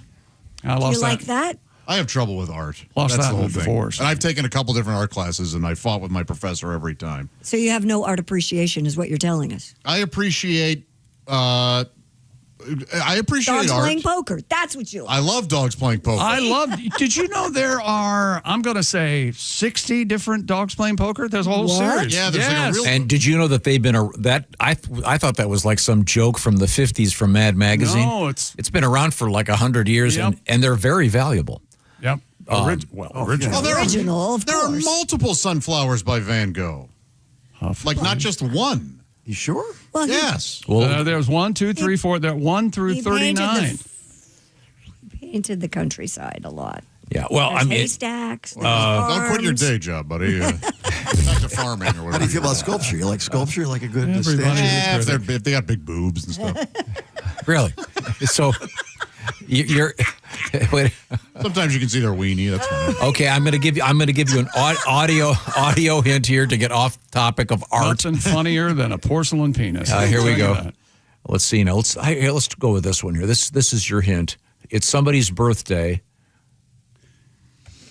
It's Ian Anderson's birthday? It's got to be Ian Anderson, right? No. Oh, is it? Wait a Jethro minute. Tull. 1674, the birthday of Jethro Tull. There you go. Who was he? Some guy that He was a haberdasher in the South End. I want to say Give me a tall hat, they would say. I honestly think I believe he invented something involving the plow. I'm serious. I'll have to look up. Okay. I'm not kidding. All right. He invented the plow, and then he invented the scuba tank, the aqualung. By the way, one of the greatest records of all time. So why did they name themselves Jethro Tull? Who knows? Ian Anderson. And people would, in the early days of that band, which was the early 70s, when Aqualung came out, I think in 70 or 71, they thought that Ian was named Jethro Tull. Right. You can see why. Sure, yeah. Sure. I did. But yeah, what a great record, Aqualung. Smoked my first cigarette to that record. To which one, to Aqualung? Mm-hmm. Really? I smoked my first cigarette to that record. Want to light up again? Here we go. He was 9 years old. I wasn't 9. 14. 14? Yeah. Damn. Eating on the park bench. What's Stolen from my friend's daughter, my friend's sister's pack. What found brand them. was it? Oh, you're going to, cool. Jumps right in. Well, head that's first. Menthol. Yeah, they were They're designed to strong. hook you. Jethro Tull's band name originates 18th century English agriculturalists who invented the seed drill, a key innovation in the British agricultural revolution. That was close. The band, struggling in the 1968 London club scene, adopted the name after it was suggested by their agents to name yourself Jethro Tull or get out of my office. Okay. That's an interesting story. Okay. I made that last part up. Okay. Let's see. But here we go. This is an easy one for you. Who wants an easy question? 1811. We are all just really participating. Pat, if you don't get this, it means you're going to die young and become famous after you die. All right. Born in 1811, Robert Bunsen. Why is he famous? The Bunsen on his foot. That's a bunion. Oh, that's a Bunsen burner. The Bunsen burner. God, remember when you were in junior high school and you got to light a Bunsen burner for the first time? What a blast that was. Do you know who Bunsen Honeydew is? Yeah, from the Muppets, right? yes. The beakers. Yeah. What did you say about lighting a Bunsen burner for the first time? I thought that was so cool. I was always a little nervous because the pipes ran through the desk. And it was You're crazy. kind of a firebug. Oh, you betcha. I loved experiments. I loved those big green desks in that whole science room. Loved it. Okay, and we covered the fact that it was Van Gogh or Van Huff's birthday today, as well as the date of that famous sale. Yeah. Happy birthday to Eric Clapton, born on this date in 1945. Still crazy, right? He's still a little. He's nutty for all these years. Eric is touring again, and he will be coming to North America this I don't summer. have to talk to him. I just have to listen. Okay. He's been inducted into the Rock and Roll Hall of Fame 3 times. I swear, I thought you were going to say he's been indicted. Well, there are those. should Now, have I been think for the Blood this. Faith album I believe cover. we're switching gears here. I think we do have Henry Cho joining us on. There he is. Long time no see, Henry. How are you, sir? I know. I'm doing great. How you doing, Tom? Good. Good. It's great to see you again. Yeah. Now, are you still living in Nashville? I am. I've been there off and on 30 years now, so been getting away with it. Love being there, close to home. My wife's from Alabama, and the kids are grown now, so I'm touring like I used to back when I first met you. Yeah. Now, where were you born? Knoxville. I was born in That's Knoxville. what okay, good. But and once again out on tour. And you're also hanging out with Mr. Nate Bargatze, I understand? Yeah, Nate came back home from New York a while back, so Nate and I, we see each other a lot. He's a big golfer also, which is the main thing we do. we tour to golf and then do shows afterwards. That's just part of it. Yeah, that sounds familiar. Willie Nelson apparently famous also for doing some golfing out there. How's your game? Are you pretty good at this point? I used to be. I'm getting there. As you know, we're all older now, so it's that ball doesn't go as far as I hit it. I'm telling you. Now, your kids, are there kids? They're out of the house permanently? Out of the house. My 2 older boys, they're engaged. They're out. My daughter's sophomore in college, so I've been empty nest for about a year and a half. So I started touring hard a year and a half ago, and I've been going coast to coast, doing shows everywhere. And last time, and I'm finally going to do another special because I do one every 20 years. It's kind of how it just works out. I started stand-up in 1986, and I think the first time I ever came on your show, I was with Rex Meredith in like 1987. Wow. I came on in 06 because I was promoting my Comedy Central special. And so I'm doing another one for Netflix this year. I do one every 20 years. I figure I'll do my third one in 46 and call it a day. Our guest is comedian Henry Cho. I'm just looking at your tour schedule. You're going to be in lots of spots where we're on the radio right now. Des Moines, Iowa City, Dubuque, Dayton, Indy, Springfield, Lima, Lafayette, Bloomington, Illinois, Saginaw, Green Bay, Elkhart, Eau Claire, Charleston, South Carolina, Bakersfield, Modesto, Louisville. Henry Cho is everywhere. You got a big tour. Now, do you drive from place to place, or are you a lot of airplane rides here? A lot of airplane rides. So the tour I just did this weekend, I was in Lexington.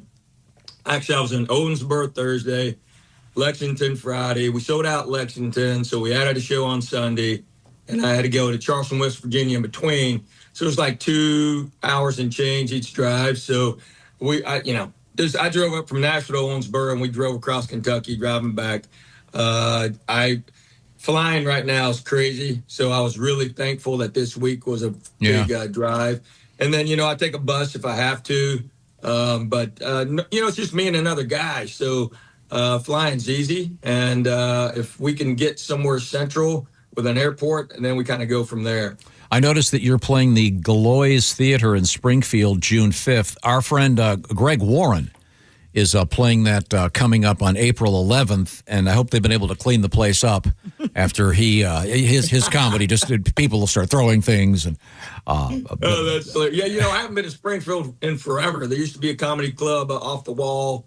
They had the stage like 6 inches off the wall, so they called it off the wall comedy. It was one of those crazy things in the 80s. But so Warren's there. I'm going to be there. I'm looking forward. I'm hitting places I haven't been in forever. So it's a lot of fun. I'm going to Montana this year. Hadn't done that in probably 30 years. And so it's just fun. I'm writing like I used to. It's a whole new hour. And it's just, it's my first love, and I love doing it. And I'm excited about just touring everywhere. Does the forthcoming comedy special have a title? Yeah, so reluctantly my second special, but no, I don't know. It's probably just, it's what I do. We're trying to figure this out. There's, they got to pick a date to shoot it, and then I got to figure out what's all going to go in it. Because this has been great. A year and a half, I've probably cranked out another hour 40. So I got to pick an hour out of that, and then I have 20 years of jokes that I could pull from that I hadn't done on. Are you gonna? Are any of the jokes from your 20-year-old special going to resurface? Is there like a Stairway to Heaven in the Henry Cho catalog that you have to bring back? No, I'm not bringing back Jonely Bonely. I can't do that. That's I would close with that every show if I could, but I can't. So I've been taking requests at the end of my shows, and it's been a lot of fun because people have been requesting jokes from the 80s, 90s, 2000s. Some of them I can't remember. I got to get hints from the audience to finally figure the bit out. But, some of my biggest jokes that I ever hit, they get requested. So it's fun to be able to go back and do some jokes that are 30, 35 years old that there's no way I would ever be telling on stage right now. You mean like that Bill Clinton, huh? Yeah. Probably not the political stuff. No, and that's the saddest part because, as you know, every 3 years, 3.5 years, it was great great fodder, and you can handle both sides, and everybody just laughed. And it's a shame that the last decade or so it's been something you just got to keep away from. I just even doing any jokes at all, either side. Yeah, I agree. It's amazing. I used to do a joke about staying in the Trump Hotel and how it was horrible. They made you use his shampoo, so my hair looked like his for 3 days. Stuff like that. And I can't even do that. Although you would be a very handsome blonde. I would be. You know what? I may try that one day. After seeing BTS, you see BTS and all these kids. That's where I was going. Yeah, you see all the K-pop guys look like they're in the Beach Boys.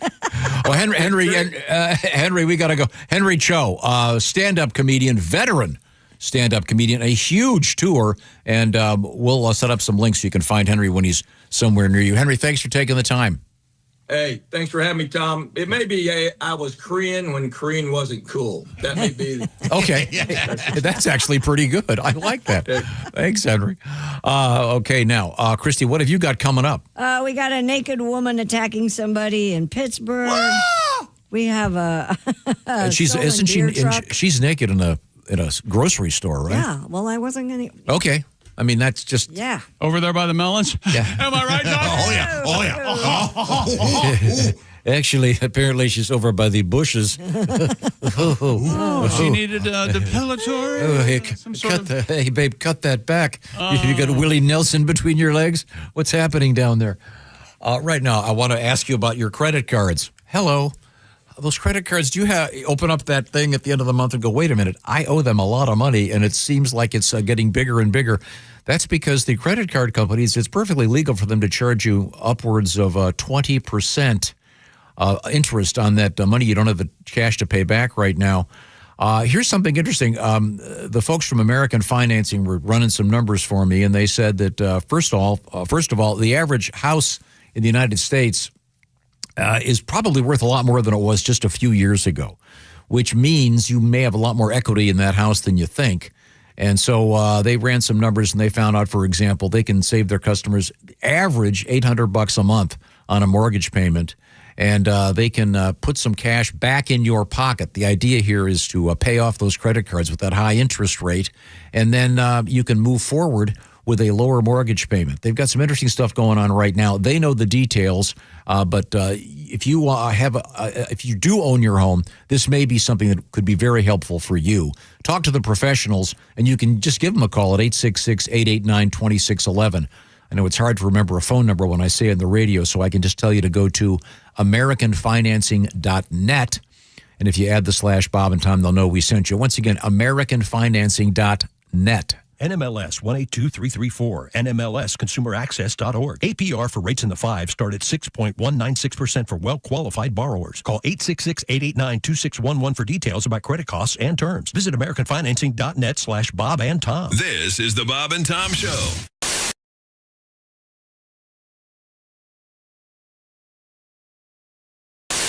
Hey, you still don't have orange insoles? Do you walk? Do you stand? Do you work?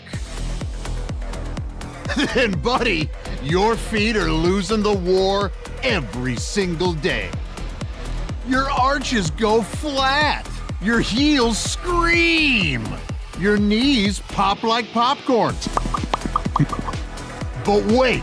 What if I told you you don't need a prescription, you don't need a diagnosis, you just need orange insoles? Rigid arch support that does not collapse. Deep heel cup for shock absorption. Built strong for work boots. Comfortable enough for everyday shoes. You upgraded your tires. You upgraded your mattress. Maybe, just maybe, upgrade what you stand on every single day. Orange insoles. If you have feet, you qualify.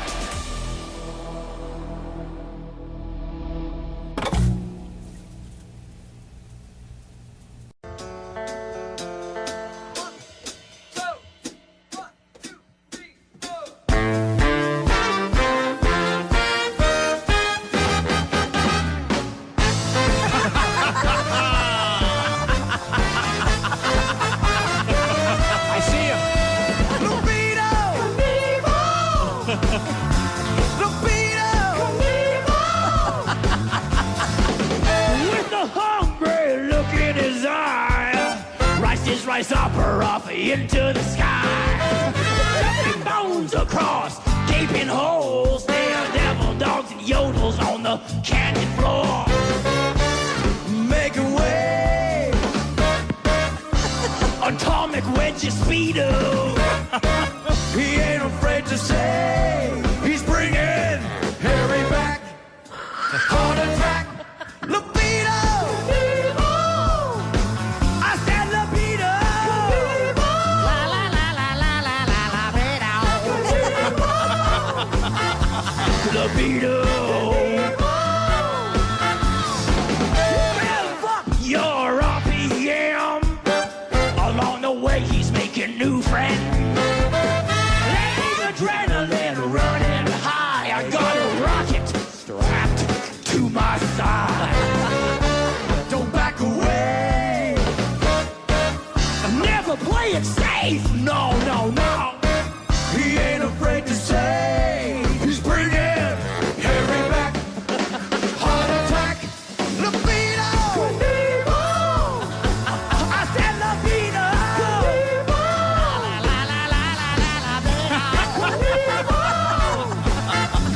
Libido.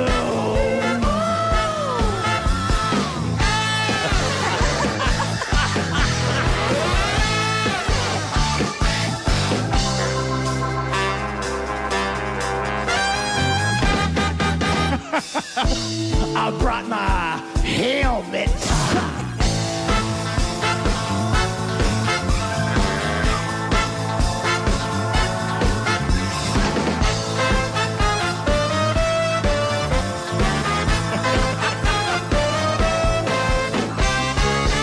Don't back away. Never play it safe. No, no, no. He ain't afraid to say he's bringing Harry back. Heart attack. Libido. Libido. Hey, hey, hey, libido.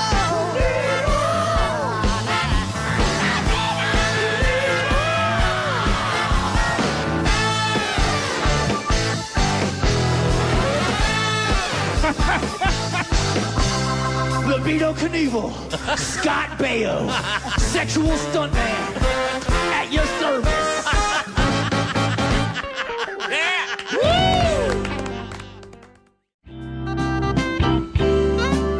Bob Biggerstaff. Are there a lot of Biggerstaff Biggerstaffs? is my last name. Yeah. It's a German name. It means probably going home alone tonight. Do you get the porn jokes with that one? Always. Oh, yeah. All the time. Is your middle name looking for a? You know what? I was doing... Looking for that Bob looking for a Biggerstaff. Or wish you had a. That wouldn't be good. I wish. I got it. Wish I had a. Get this. I'm doing a show a couple weeks ago. Girl comes up to me after the show.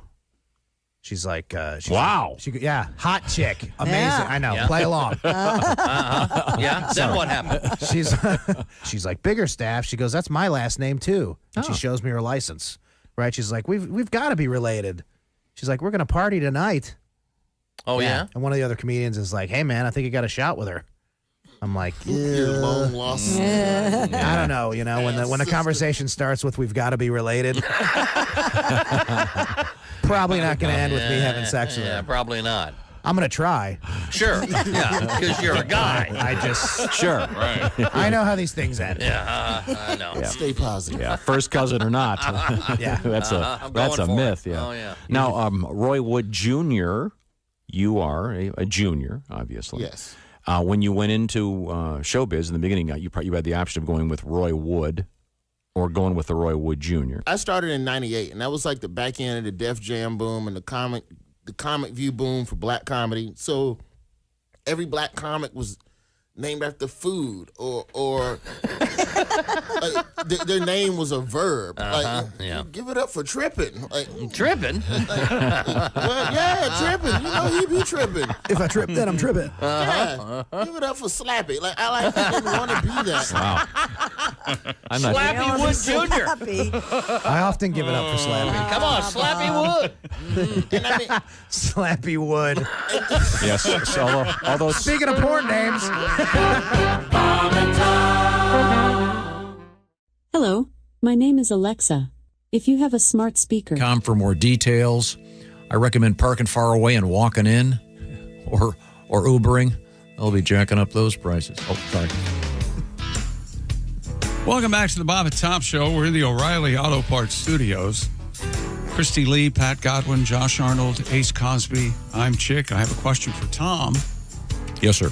Is it possible for you to talk today into the microphone without saying a dirty word? I didn't see a dirty word.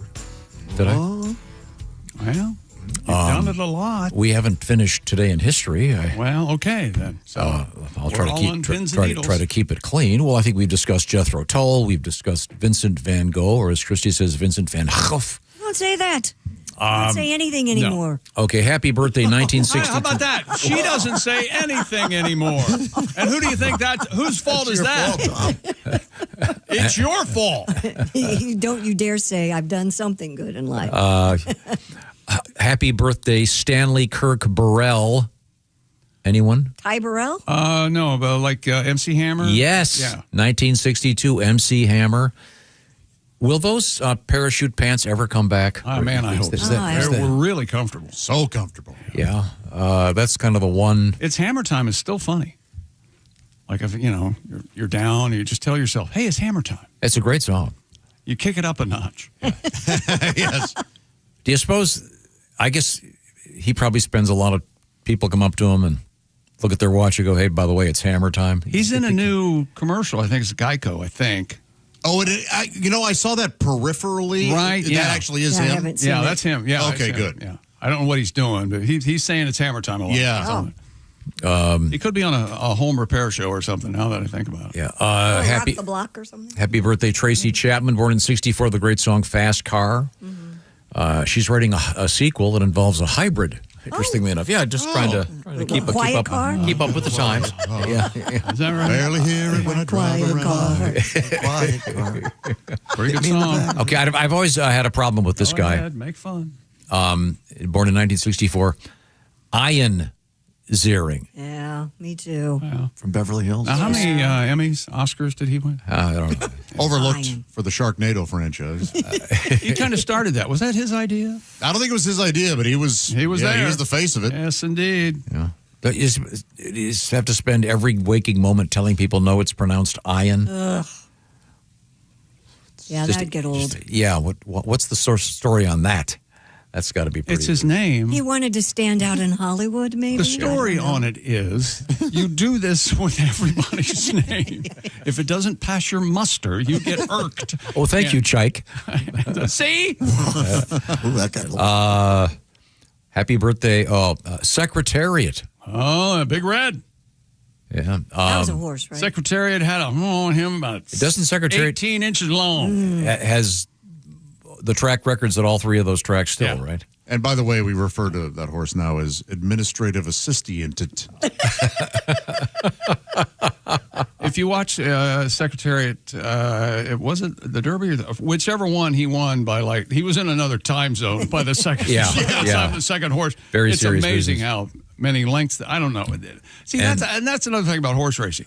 Give me inches and feet, or maybe kilometers. I'll do the conversion, but don't start saying lengths. I don't know what furlongs a length is. And fifths of a second. It's just a tradition. I don't want it. It's great. I don't care for it. They're up to something. They're trying to hide something. That's exactly right. All right. Smoke and mirrors. No. That'll do it for our history lesson. And Christy, you promised nudity in the grocery store? Yeah, Pennsylvania police arrested a naked woman who allegedly attacked people in a Pittsburgh grocery store. According to the criminal complaint, the White Oak Police Department responded to the report of an irate woman who'd taken off all her clothes and was throwing items around at the Giant Eagle store. Just a tantrum. 53-year-old Tammy Canut was taken. How do you spell her name? C-A-N-U-T. C-A-N-U-T. You know, I was going to say, if you, I was going to say maybe Canute or. But that is an anagram is A. Thank you, Josh. I was just going to ask you if you were playing the anagram game with her last name. C-A-N-U-N. Okay. We twist this one over that way, that goes that way, and yes, perhaps that's misspelled. Her name was Comte. Maybe. Yes. Yes. She's 53 years old. She's old enough to know better. She's naked and she's throwing stuff and assaulting people in a grocery store. She was taken into custody on charges including simple assault and indecent exposure. Now, here's the capper. This is my favorite part of the story. Go ahead. The woman wear me out. The woman had a dog in a stroller. The dog is reported to be in good health and at a local dog rescue. Well, that's good. A dog rescue? Yeah. Well, they took the dog away from her? She can't have the dog in jail. Oh. She had the dog in a stroller in a grocery store. Gee, is that the first hint that you've got a psycho with you? Shouldn't it only be indecent exposure if the person is ugly? Yes. Yeah. Yes. Otherwise, you know what? That's some decent exposure. Damn right. And if you've seen the photographs, it's indecent. Oh boy. Oh, hey.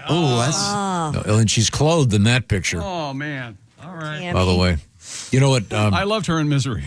She was naked. You know what she was looking for in the grocery store, Josh? The makeup aisle? Dressing. A wig? Hey! Dressing because she was naked, see? There's a video that they've pixelated out. It shouldn't be the giant eagle. It should be the giant bush. At least it was easy to prove she wasn't shoplifting. When you're naked. Yeah. I got nothing on me. Yeah, how about in you? Well, the whole prison purse. Thank you very much. Well, we'll try to do better tomorrow. We would have to. We appreciate your indulgence. I'll remind you that the pop-up shop is still open. So you can check that out at bobandtom.com. We got a new app, too. We got a new app, and our website is all remade and remodeled. It looks great. See you next week. Yeah, we're in the O'Reilly Auto Parts Studios. Thanks for joining us here. This is the Bob and Tom Show.